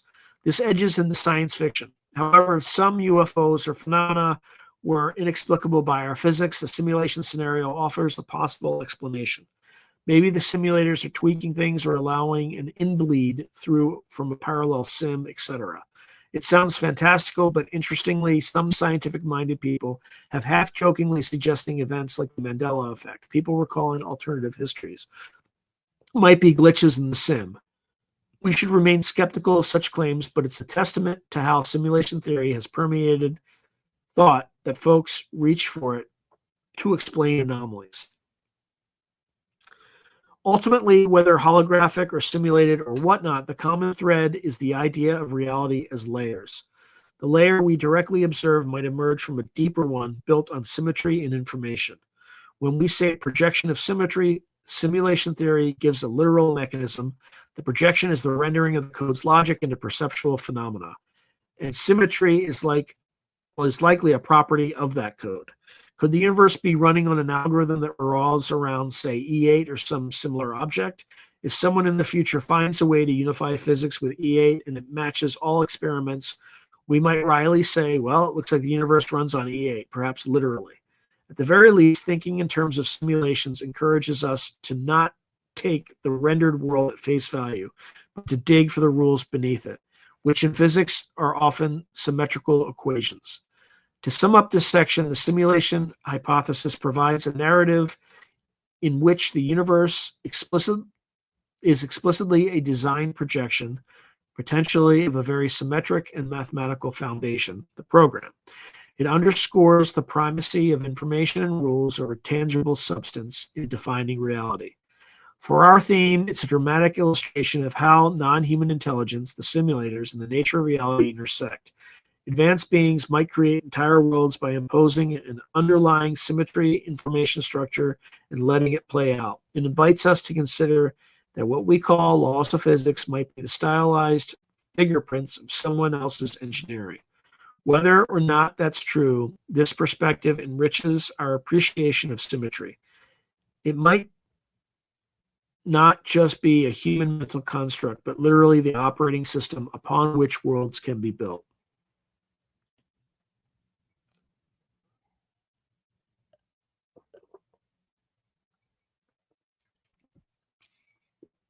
Bridging consciousness and symmetry. No exploration of reality's fundamental nature would be complete without addressing consciousness, especially since our theme includes non-human intelligence and deep philosophical angles. How might consciousness relate to the idea of the universe as a projection of symmetry? Could it be that mind itself is tied into these symmetrical patterns or hidden layers of reality? One speculative idea is that consciousness might be an intrinsic aspect of the fundamental structure, a view related to panpsychism, the notion that consciousness, or at least proto-conscious aspects, are present in all matter. If the universe at root is an informational or mathematical structure, one could ask who or what is reading that information. In a simulation scenario, consciousness could be just another emergent phenomenon. But some have suggested that perhaps consciousness is primary and the physical world secondary, an idealistic monism view as opposed to materialistic monism.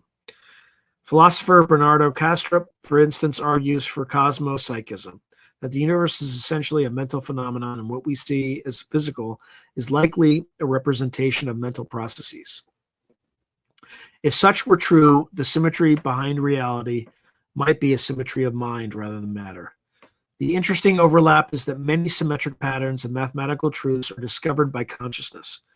That might seem obvious since we're conscious and we find them, but what I mean is mathematics and symmetry often feel like a realm we uncover, not invent.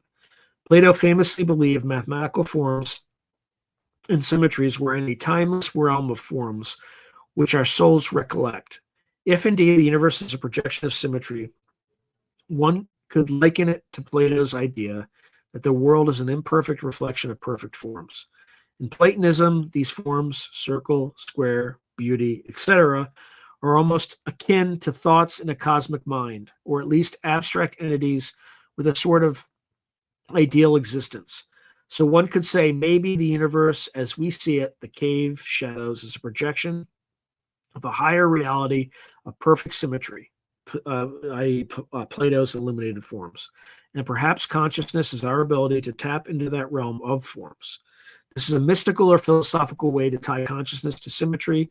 The reason we can grasp E8 or complex math is because our consciousness is connected, however tenuously, to that deeper reality.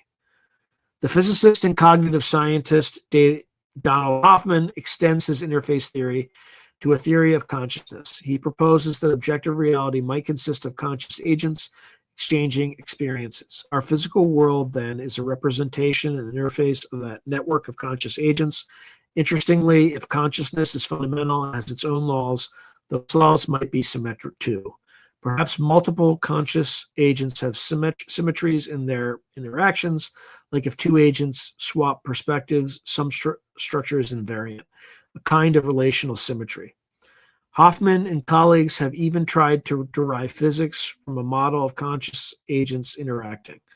It's highly speculative, but it represents an approach where mind is part of the foundational code. Now consider non-human intelligences from a consciousness perspective. If indeed advanced NHIs exist, they might have expanded states of consciousness relative to us. Perhaps they can integrate more information or perceive multiple dimensions or experience a unity with the environment in ways we typically do not. Some accounts of encounters, take them with a grain of salt, describe telepathic communication or a sense that the beings have a hive mind or higher awareness. If those were true, hypothetically, it could imply their consciousness taps into levels of reality structure that ours normally doesn't. For example, maybe they can directly sense the collective unconscious, a concept Carl Jung suggested, where archetypes and symbols are shared across minds. Jung himself, in Flying Saucers, a Modern Myth, speculated that UFOs might be archetypal manifestations from the collective unconscious triggered by something unknown. In that view, the others might be coming from inside the mind space that underlies reality, rather than from a distant star. This blurs the line between subjective and objective in a way that again resonates with the idea that those distinctions are just interference level, not fundamental. In plainer terms, if the universe has a hidden symmetric order, and if consciousness is somehow fundamental, then possibly what we call spiritual experiences or alter states are when an individual mind temporarily tunes away from the ordinary interface and glimpses patterns of the deeper order. People who meditate deeply or ingest psychedelics often report geometric visions, sometimes intricate symmetric patterns, or feelings of oneness, symmetry between self and other.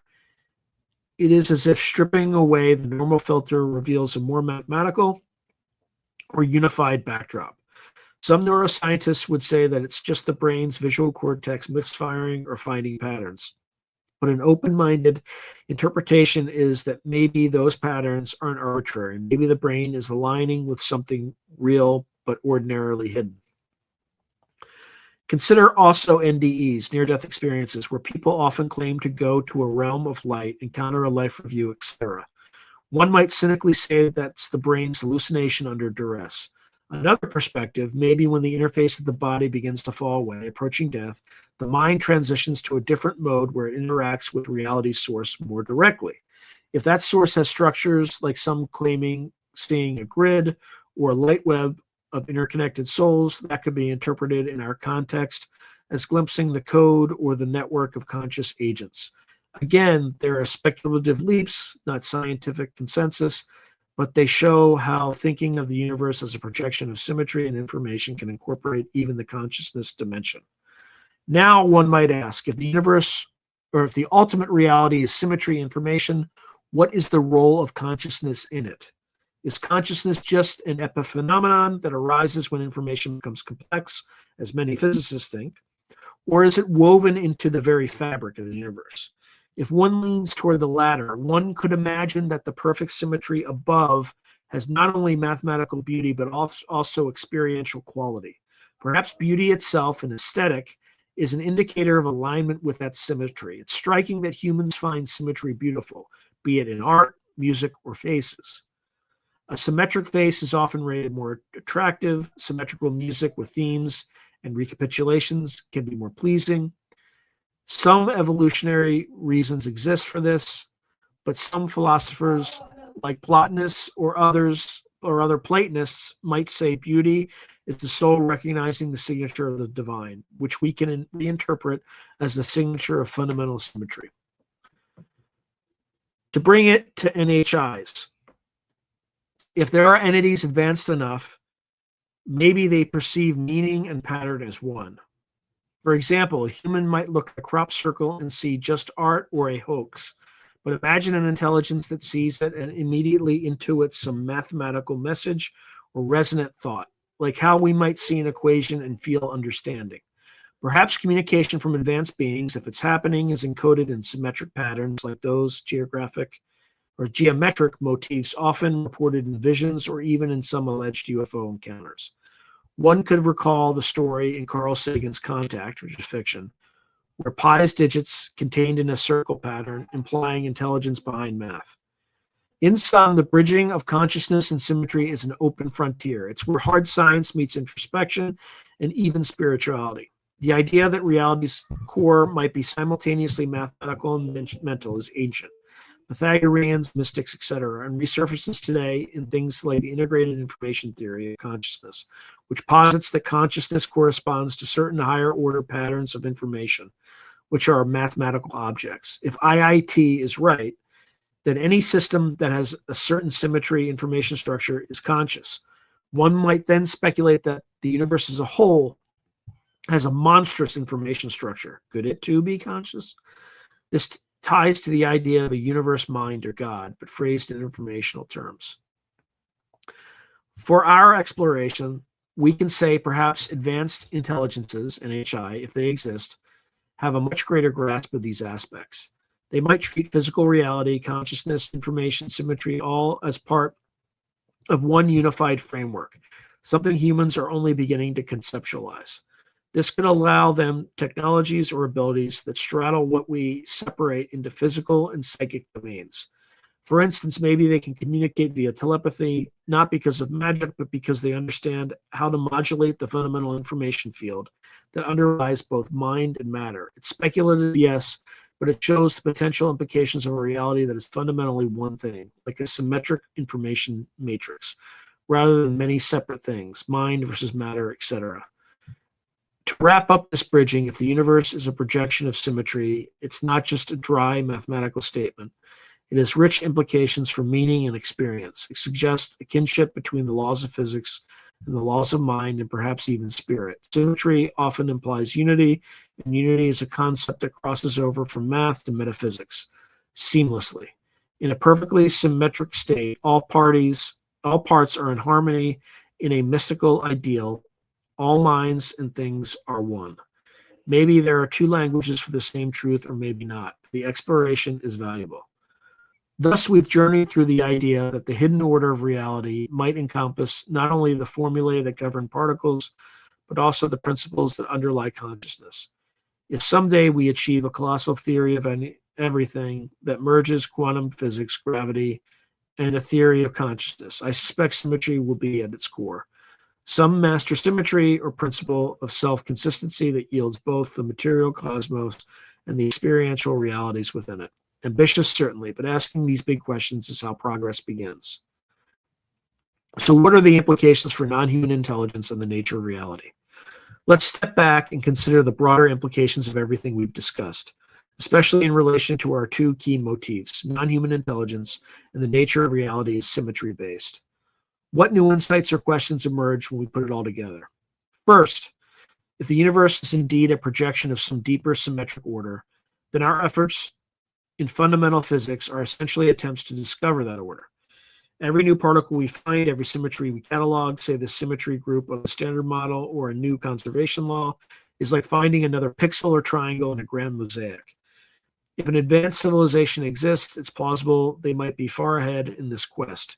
They might have already uncovered the full pattern. For instance, an alien species 1,000,000 years older than us might know the exact theory of everything and realize, oh, it's a 12-dimensional structure that projects into their 4D world in such and such a way.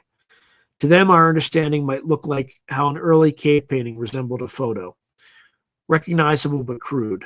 Non-human intelligences might thus have a fundamentally different relationship to reality. They might manipulate it at the level of that deeper code, whereas we manipulate it at the surface level.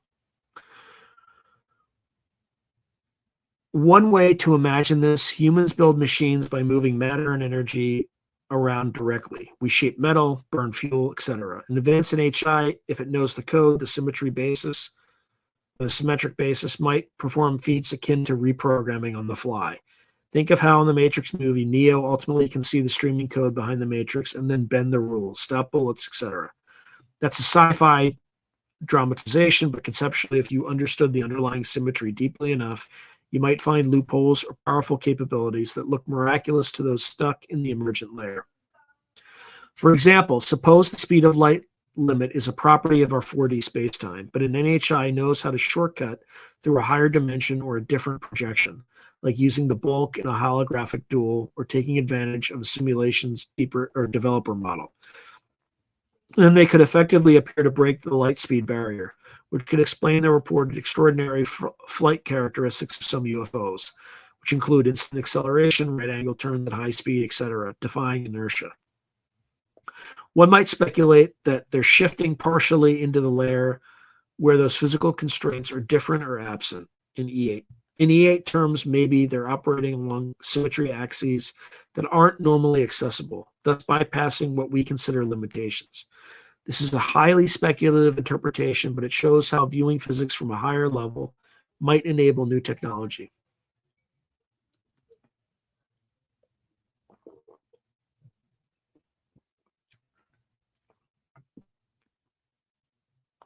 Another implication, if reality is fundamentally symmetric information, then communication across vast distances or between different realms might be easier at that fundamental level than it was at the surface level.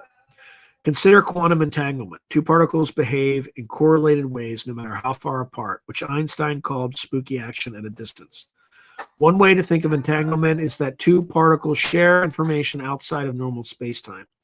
They might be jointly described by one higher dimensional wave function, for instance. That hints that the underpinning reality isn't limited by our space-time separations. Perhaps an advanced intelligence uses entanglement or similar principles to communicate or travel. For instance, some UFO enthusiasts speculate about quantum communication or even consciousness-mediated entanglement, though that's fringe science at best right now. If NHIs perceive reality's code, might they perceive us more deeply than we perceive ourselves? They might see not just our physical form, but our information pattern, like reading our mind or intentions. Some alleged encounters do describe experiencers feeling like the beings knew what they were thinking or induced mental states in them. Again, if we treat those as data, however anecdotal, one could hypothesize a tech or ability to manipulate the conscious interface, akin to a programmer inserting lines of code to change how an avatar behaves. There are also implications for the meaning and purpose of the universe, which inevitably come up when discussing such grand ideas. If the universe is a projection of symmetry, one could ask why. Is there some purpose to projecting this symmetry into a less symmetric form? Many philosophical and spiritual traditions have grappled with why a perfect one, God, Brahman, the Platonic good, etc., would manifest as the diverse, imperfect world. One answer is to experience itself, to play. In Hinduism, Lila, the divine play. Another, to create life and consciousness, who can then recognize the one. Basically, to have observers who complete the loop of understanding. In our context, maybe the universe's purpose, if any, is for intelligence to arise and eventually figure out the puzzle, to ascend back to symmetry. This almost sounds like a video game. You start in a complex world and your goal is to find the hidden pattern that underlies all, leveling up your knowledge until you beat the game and see the code the developer. Interestingly, in many spiritual cosmologies, the goal of sentient beings is enlightenment, essentially realizing the oneness behind the illusion of multiplicity. Non-human intelligences, if some are far older or wiser, might have already achieved much of that enlightenment. They could be on a continuum from just a bit ahead of us to practically godlike. For instance, Arthur C. Clarke's novel 2001: A Space Odyssey posits aliens who trigger human evolution and then eventually merge with the fabric of space and time, the Star Child concept, essentially becoming one with the cosmos. That's a fanciful take on NHI reaching a point where they are the higher level structure. If a civilization got to the point of manipulating space-time energy and information freely, they might become almost invisible to those at lower levels because they could exist in states or dimensions we don't detect. Some UFO hypotheses even consider that maybe the reason we haven't met the aliens is they operate mostly in higher dimensions or a different frequency of reality, occasionally popping in, which might be what UFO sightings are. From a more immediate perspective, thinking of the universe this way encourages us to break down silos between disciplines. You can't fully address nature of reality without physics, but also without philosophy of mind, information theory, and maybe even some openness to insights from the humanities or mystical traditions with due skepticism. The question in our title is the universe a projection of symmetry? Is reminiscent of a Zen koan or a metaphysical riddle. It forces one to consider both the hard objectivity of math and the subjective vantage point of the observer.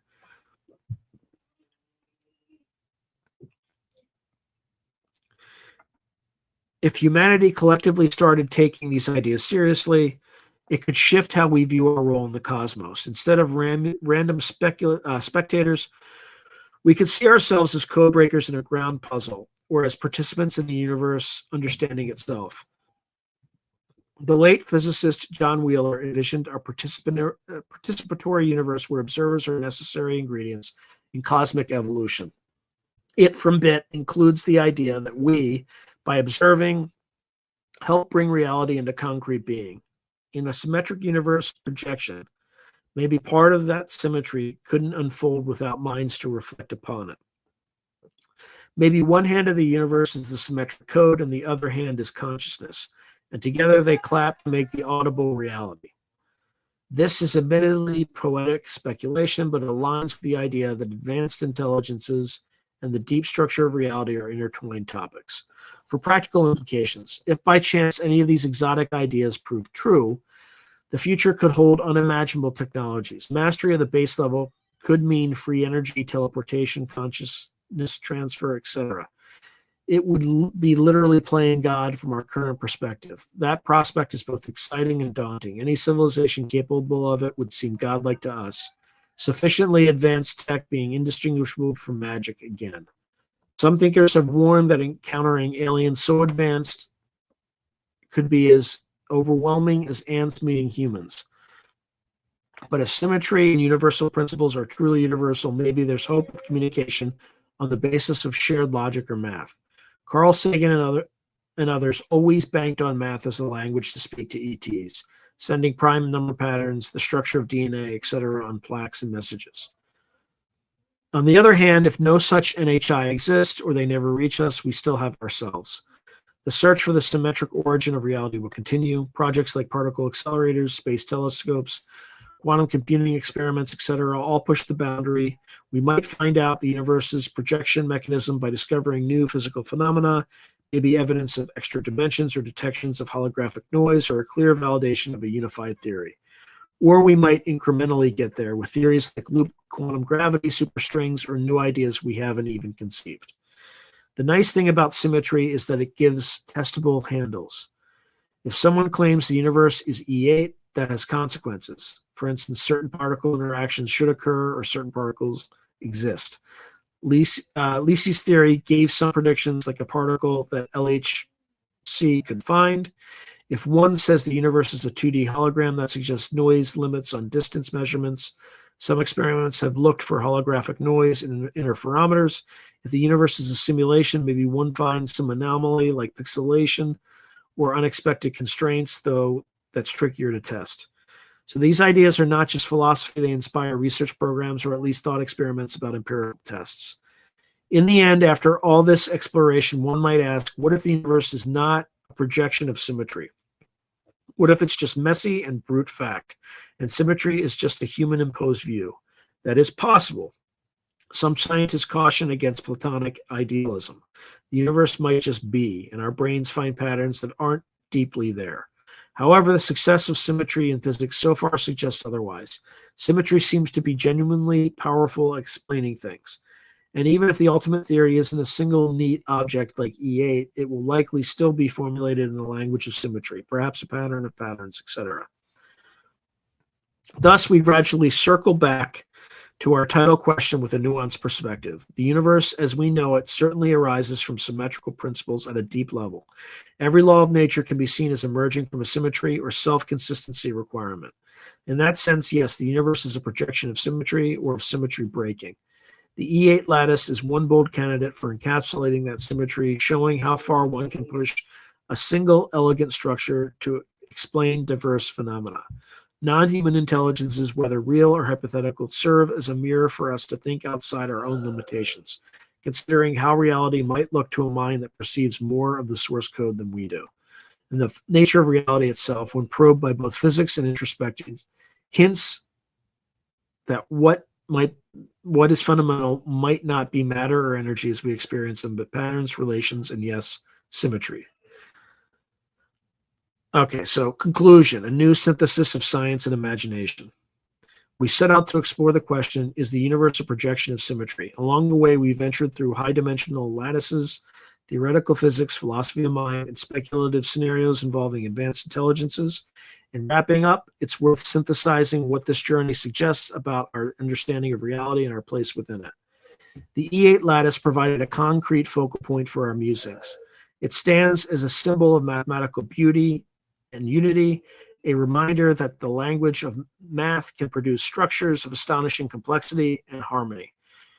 Whether or not E8 literally underpins the cosmos and inspires a mode of thinking that maybe at the heart of it all, nature is elegantly simple. We glimpsed how E8 appears in string theory, the E8 by E8 heterotic strings requiring that symmetry, and how it fueled a daring theory of everything attempt by Lisi. Those examples teach us that striving for unity in our physical laws is not a fool's errand, but the very trajectory physics has been following for centuries. Each major breakthrough has been a unification of laws of forces in disguise.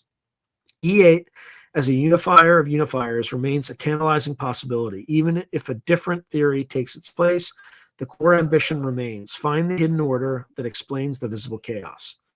We also unpack the notion of non-human intelligence in its grand context. NHI, in its broadest sense, turned out to be a useful way to question our assumptions.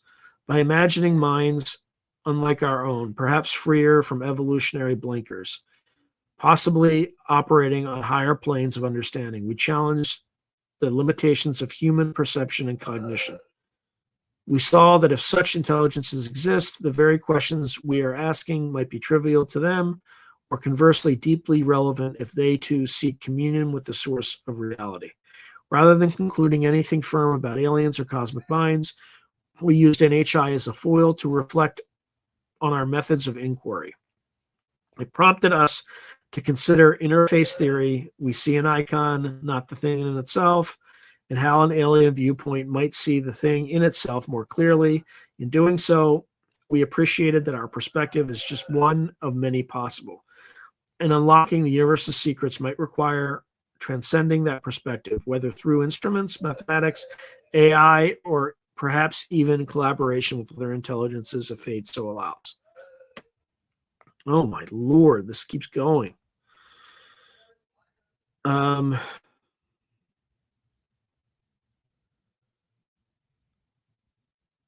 Okay, the concept that the universe may be emergent from deeper symmetries or information structures was a red thread weaving all sections. We encountered it in physics via the holographic principle, the surprising equivalence of a world with gravity and one without. As long as their information, content, and symmetries line up, we entertained it in the extreme with the simulation hypothesis, where our reality is literally a byproduct of some program. And we found echoes of it in philosophical ideas like Tegmark's MUH or Jung's archetypes. In all cases, the theme was what we see is not all that. There is structure behind structure. The origin has many layers, and we peel them. Patterns repeat, symmetries surface. Perhaps if one could peel all layers, one would find not an arbitrary raw core, but a gem of pure order, be it an equation, a geometric object, or a logical principle. It's humbling and remarkable that the human mind can even grapple with these ideas. We are, after all, biological organisms that have evolved to pick berries and avoid predators. Yet, as Lisi noted by invoking Plato, even ancient thinkers sense that the everyday world connects to idealized shapes and principles beyond direct perception. Our discussion repeatedly danced between the concrete and the abstract, one moment talking about UFOs and the next about the mathematics of Lie groups. And that's exactly how a complete picture must be. Reality is experienced with all its mystery, even the fringe encounters people report. And reality is described with all its rigor and predictive power, need not be at odds. They can be part of one continuum of understanding where each informs the other. Science, philosophy, and even mythology could converge to a common truth if that truth is indeed something all-encompassing, like a symmetry. In a fully unified understanding of the laws of physics, the workings of mind, and the patterns of myth might all be explainable as reflecting the same underlying structure. Is that too grandiose? Possibly. History is littered with failed attempts at total understanding. But as we close, consider the stakes and the rewards of even partially succeeding. If the universe is a projection of symmetry, then we are all projections of symmetry too. Our bodies follow physical laws. We are mostly made of water, which obeys molecular symmetry principles. Our DNA has a double helix symmetry, and our thoughts might follow patterns, natural oscillations, maybe even quantum coherence and microtubules, as some have speculated. The unity of the cosmos in us implies a kinship in a literal sense. We come from the universe and share its substance. In that substance, that root is mathematical and symmetric. Then understanding that isn't just an external conquest, it's a journey of self-discovery. We would be recognizing the deeper nature of our own existence. In a poetic twist, one might say we are the universe's way of looking at itself. If the universe contains the code or symmetric scaffold, perhaps through conscious beings, it gains the ability to perceive that scaffold consciously. We, the observer, complete the universe's self-projection by reflecting upon it. In doing so, we potentially close a loop. The projection, the physical universe, and the projector, the underlying symmetry, become aware of each other, maybe even aware they are one and the same. The road ahead to such awareness is long. It calls for novel synthesis and open-minded rigor. We must be wary of pat answers or unfalsifiable claims, but also avoid dismissing big questions as not scientific enough. As our discussion shows, you can go from hard equations to wild speculations and back. And there is value along the entire spectrum. The key is to keep the dialogue between evidence and imagination alive. The history of science shows that today's imagination, continental drift, quantum tunneling, black holes, etc., were once fanciful, can become tomorrow's accepted fact if it's guided by evidence and logic. Ugh. In conclusion, after traversing E8 and NHIs and holograms and simulations, what can we affirm? The universe certainly exhibits profound symmetry in its physical laws and the coherence of its structure from atoms to galaxies. Those symmetries have repeatedly proven to be the projectors of phenomena. The more symmetry, the more fundamental the law. It is thus a reasonable conjecture that maximal symmetry equals ultimate reality. Non-human intelligences, whether theoretical or actual, remind us not to be complacent in our current understanding. There could be vastly more to learn, and other minds could teach or challenge us. And ultimately, pondering the universe as a projection of symmetry elevates our perspective. It encourages seeing connections between disparate things, finding the unity in diversity, and appreciating that reality might have an inner elegance waiting to be revealed. To directly answer the thematic question, is the universe a projection of symmetry? We don't yet know for sure, but evidence and reason suggest it is at least shaped by an underlying symmetry, perhaps one grand symmetry that fractured into the many we see, like a crystal shattering into pieces. Our task is to assemble the pieces back conceptually into that crystal. In doing so, we not only decode the cosmos, but also unlock new powers, technological and intellectual, and perhaps even fulfill some cosmic purpose of self-understanding. It's a quest both scientific and philosophical, requiring both left brain precision and right brain intuition. Let us end with a thought from a Scientific American piece co-authored by Lisi. Quote, if the structure of the universe at the scales of elementary particles does turn out to be described by E8, then we will have achieved a complete unification and have the satisfaction of knowing we live in an exceptionally beautiful universe, end quote. Even if E8 is not the final answer, that line captures the spirit. The ultimate theory, if found, will be breathtakingly elegant. Quote, exceptionally beautiful, end quote. And it will deepen our appreciation of the cosmos we inhabit. And perhaps, as some mystics and scientists alike have implied, that beauty was there all along, projected in every sunrise, every spiral galaxy, every cell, each a fragment of the symmetry that birthed it. To recognize that is to see the world anew, not as a random assortment of particles, but as the grand projection of a hidden, harmoniously ordered reality. Such a vision may inspire in us a sense of awe and connection, a sense that in studying the universe we are gazing at a cosmic hall of mirrors where the deepest patterns reflect in everything, including ourselves. And in that reflection, one might say we catch the glimmer of the code, the shape, the symmetry that perhaps is the ultimate bedrock of existence. Sweet Jesus, that was long. All right, I don't even know. Was this good? Was Tim's comment up there the whole time? Oh boy. Yep. Yes, it was. All right. Time to go through the comments. Oh, my Lord. I didn't think I was going to get through that before the end.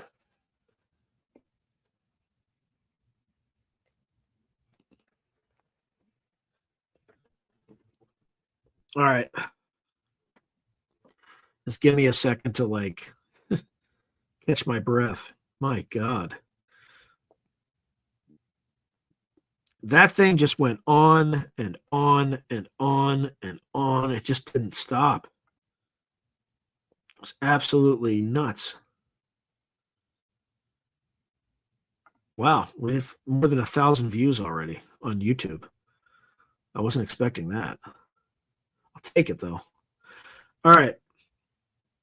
Let's see. I'm going to try to go through this very rapidly, folks.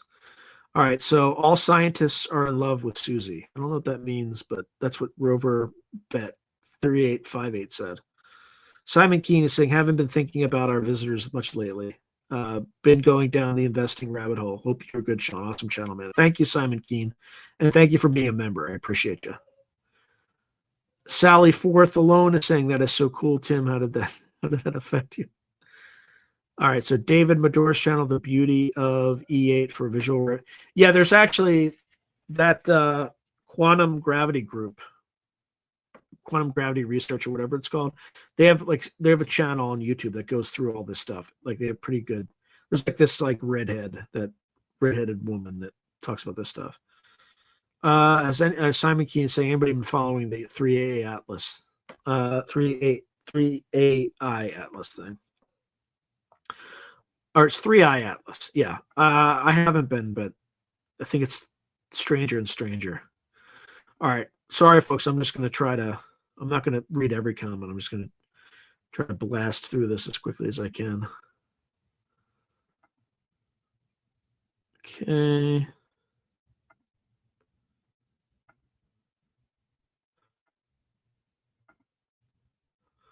Okay, so Randy Wilson 1000 saying, I've been reading about the monomyths, and I may be in a left field, but it reminds me of the aberrational creation myths of a dream time. Yeah, it could be. It could be totally related to that. M hypothesis, MUH.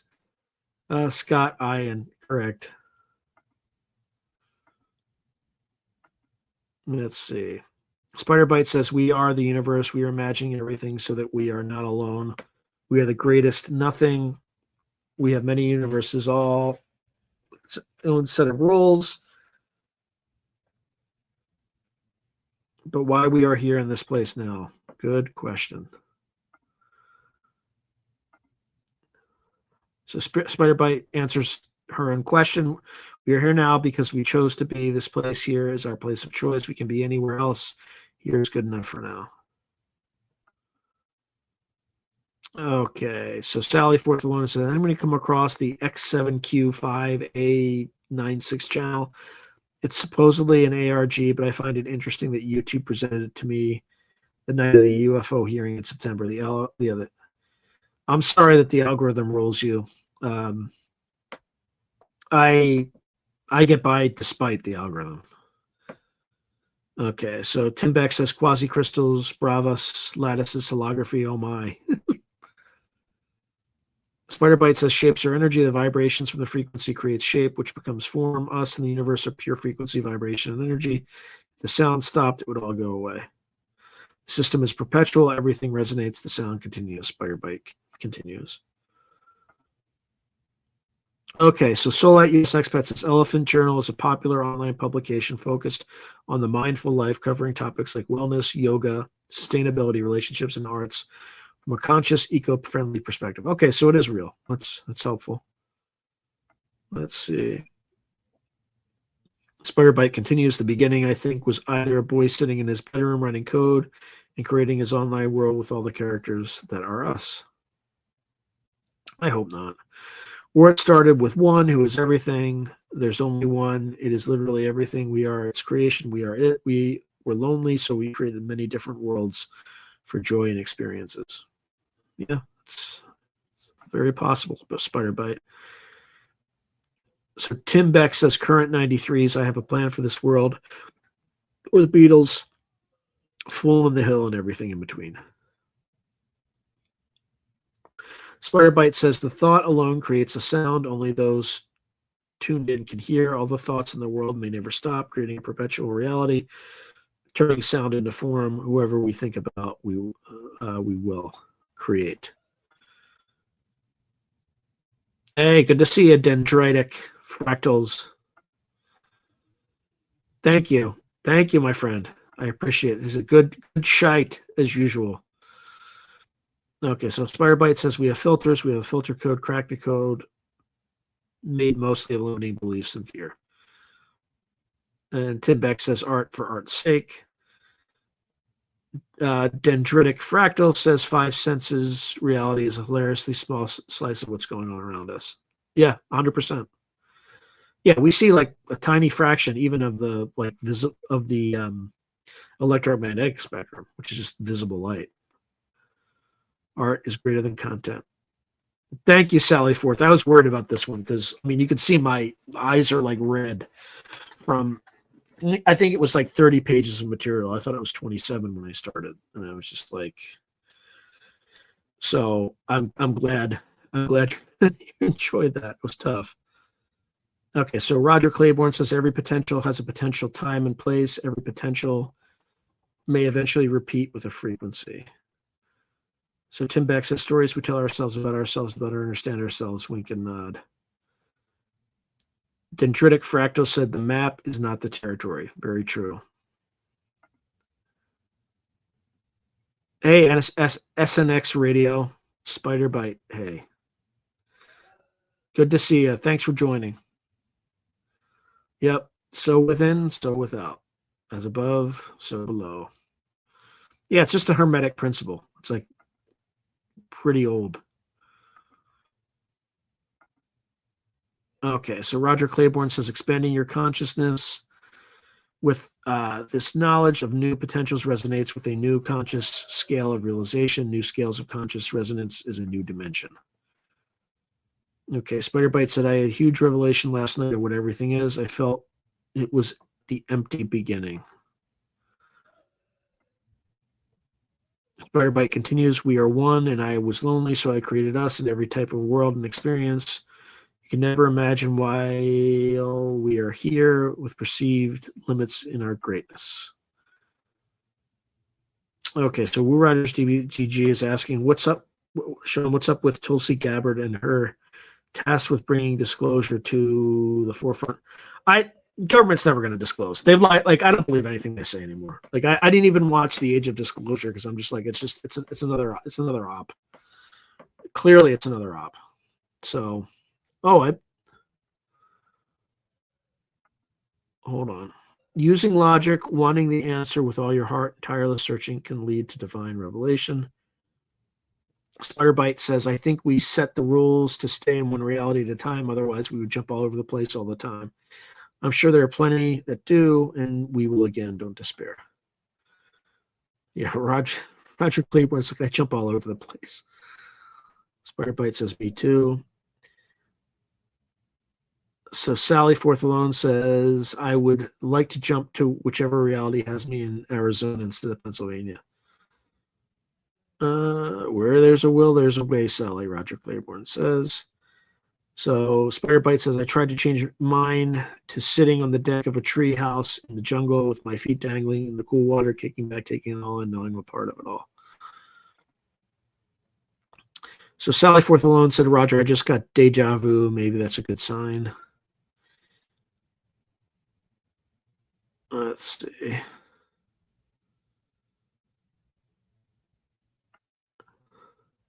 Okay, so Roger Claiborne said it's no computer simulation unless you hook permanently into a virtuality headset. Spider says, I don't think they are our creators. Maybe they have some type of overseeing role. They keep the system running. They have the key code, the back door. Hey, thank you, Triples World, who likes my background image.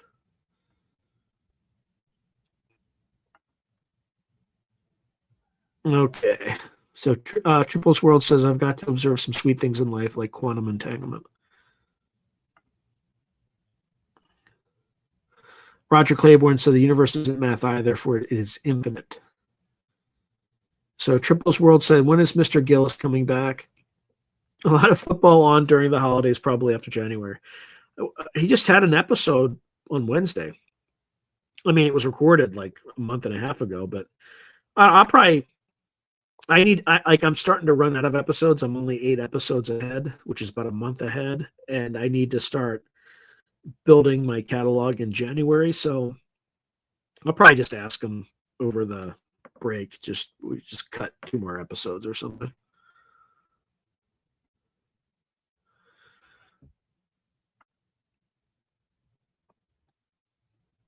Mm.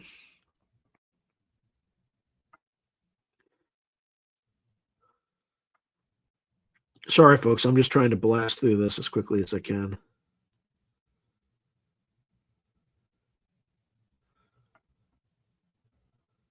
Yeah, Solite Expat is writing, or US Expat is writing 49 likes. Please hit the like button. Like the content, please. Yeah, you know what? It's a good prompt. Oh no, no. Okay, here we go. Okay, so Spider Bite is saying, I don't know Douglas Adams. Archon is an ancient Greek word which means leader. I suppose there must be something in a leadership role with lots of foremen. Yeah, I know. I think Sean needs to come up for air pretty soon. It's the source, the monad. Darren Lehman is writing. Hey, missing time. Good to see you. Everybody takes in a big conscious breath. That's how we start to break the code. So Stu of Matt saying symmetry is mirrored. True. And then Triples World saying my 10 years in prison did not seem simulated. That sounds fair. Stu of Matt says prison is only simulated by the unprisoned. So Tim Beck says Hitchhiker's Guide to the Universe, author Adams at Spider. Fun, absurdist stuff. Yep, 42 is the answer to the universe. Okay.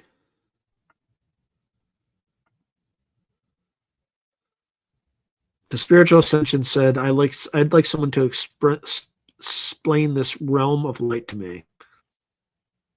It's a good question.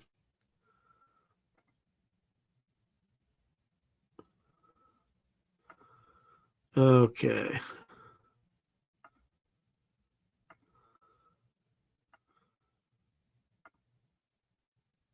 Okay, so Roger Claiborne is saying, does any realm truly exist when you're not observing it?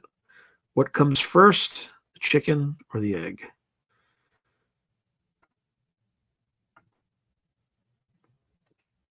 Okay, spiritual ascension is saying, I've been in the void that I remember. Realm of light? Not so much.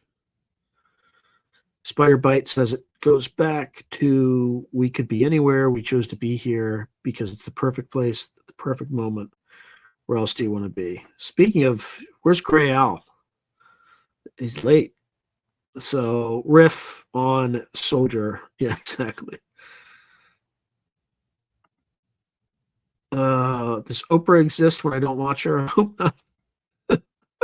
Stu of Matt.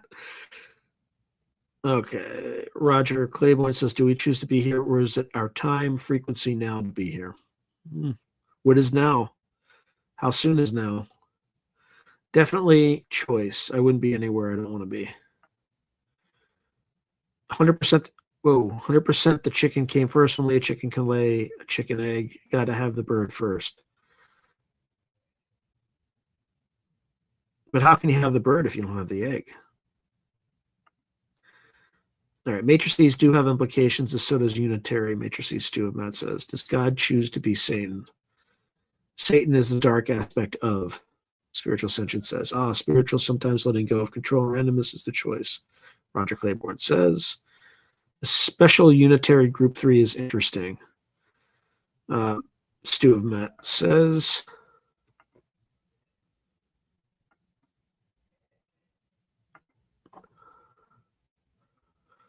All right. Spider Bite says life keeps going on because we are self-replicating and the frequency of keeping everything as a perceived solid form.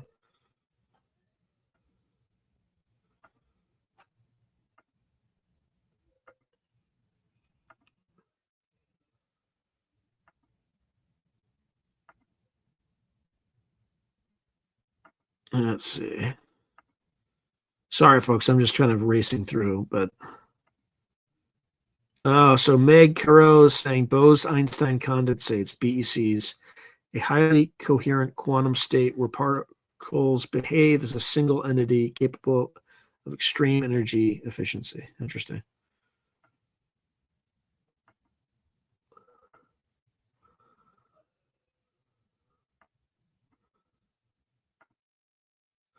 Okay, Sally Forth Alone says if we're all one, there is then is it insignificant when a particular person triggers your spiritual awakening, or might it be a good idea to stay connected with them? I don't know, maybe stay connected with them.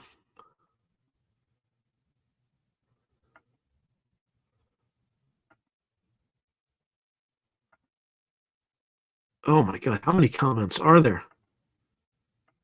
Sorry, folks, if I'm skipping. I'm just trying to we're already like 12 minutes over, so I'm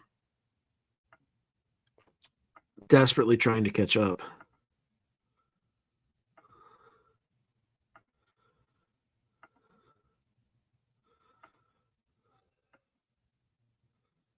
Okay.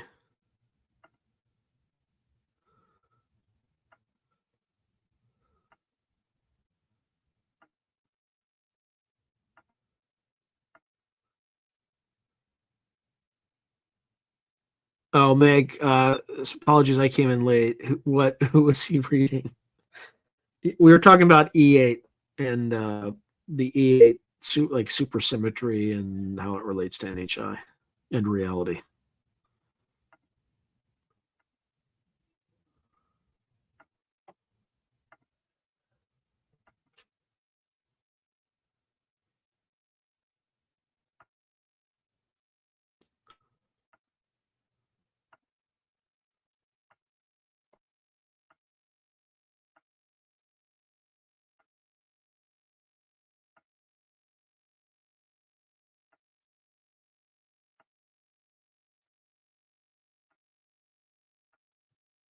Okay. All right, so Solar US Express says, "Hey Sean, I saw you finally got to interview Dr. Joe Gallenberger. How did it go? Did you speak about any woo stuff? And if so, did you mention the ones that I brought to your oh man, I forget what you brought to my attention. Oh yeah. The ones that Dr. Joe Gall. Yeah, we talked about all that stuff. There's 2 episodes. They'll be in the last Monday and Wednesday of the year. Literally the last 2 episodes of the year. So,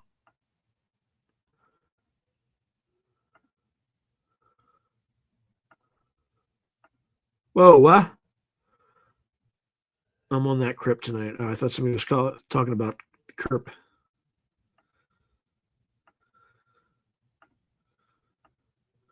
So that Stu of Matt says, "Hey, I was just talking about the line groups.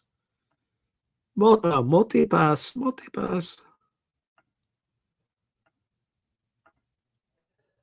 Yep, Fifth Element, good movie. Hey, Foxy Joe, good to see you. this script.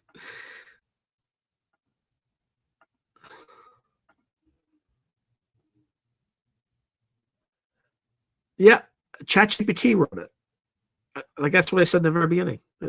I came up with the topic and ChatGPT wrote it.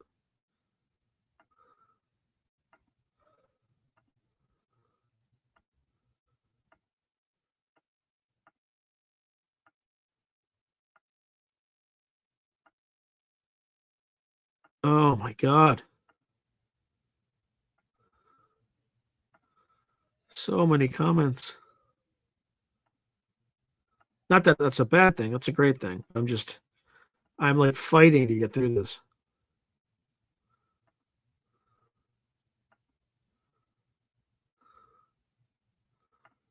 Hey, Darren Lehman, thank you so much.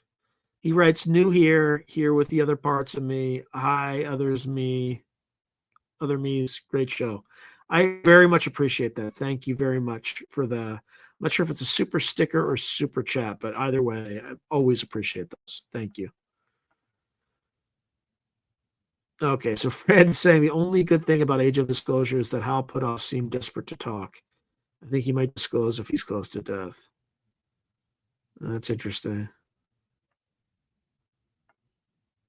Patrick Jackson. I know I looked at Tim Beck said I got to look at him again.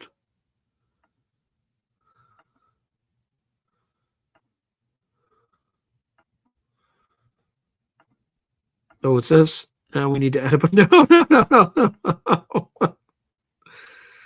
Oh, I appreciate that, Tim. Yeah, you know what? I would love. I don't. I think that would be pretty hilarious. Not me hilarious, but I think if I interviewed Kerp, that would be hilarious. No, I have like a stack of work that I have to do as soon as I'm done here. So I'm not trying to get rid of you. I'm just trying to breathe. Okay, so Solite USX, but I still say get that debate going next month between Nathaniel and Dr. Giorgiani. I'm sure that will get. Yeah, the question is do I ask them to do it live or just pre-record it? But I'd rather have them like talk about a topic where they have some loose agreement, and then they can kind of discuss but a debate would be I don't even know how to predict. It's like unpredictable. It's like there's no solution to that problem. Thank you, Spiritual Ascension. Oh, thank you. Stu of Matt says I love Al so much. I two of them woke me up this morning at 4:21 a.m. Because they like gather right behind my house in the like early morning.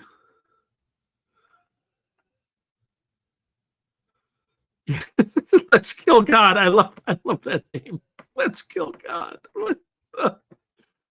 Nathaniel versus George Johnny is the sign of the end times. Yes, yes, indeed. All right, night, folks. Don't let like. Yeah, I gotta get something to eat. I'm feeling lightheaded after that. Good Lord. That was a lot. It was like 30 pages single space. That's what we went through tonight of material. So I'm like bleary eyed from it. Anyway, thank you everyone for joining. I always appreciate seeing you. And yeah, where is Gray Al? What is going on? Where's Gray Al tonight? He's late. He's late. We gotta bust his balls the next time he joins. Just to he's always telling everybody he's late. Like he was he's absent. He was absent. So anyway, have a phenomenal rest of your weekend, and God bless and Godspeed with your as we edge toward the holidays. So we'll talk more because we still have plenty of live streams between now and then. So good night and God bless.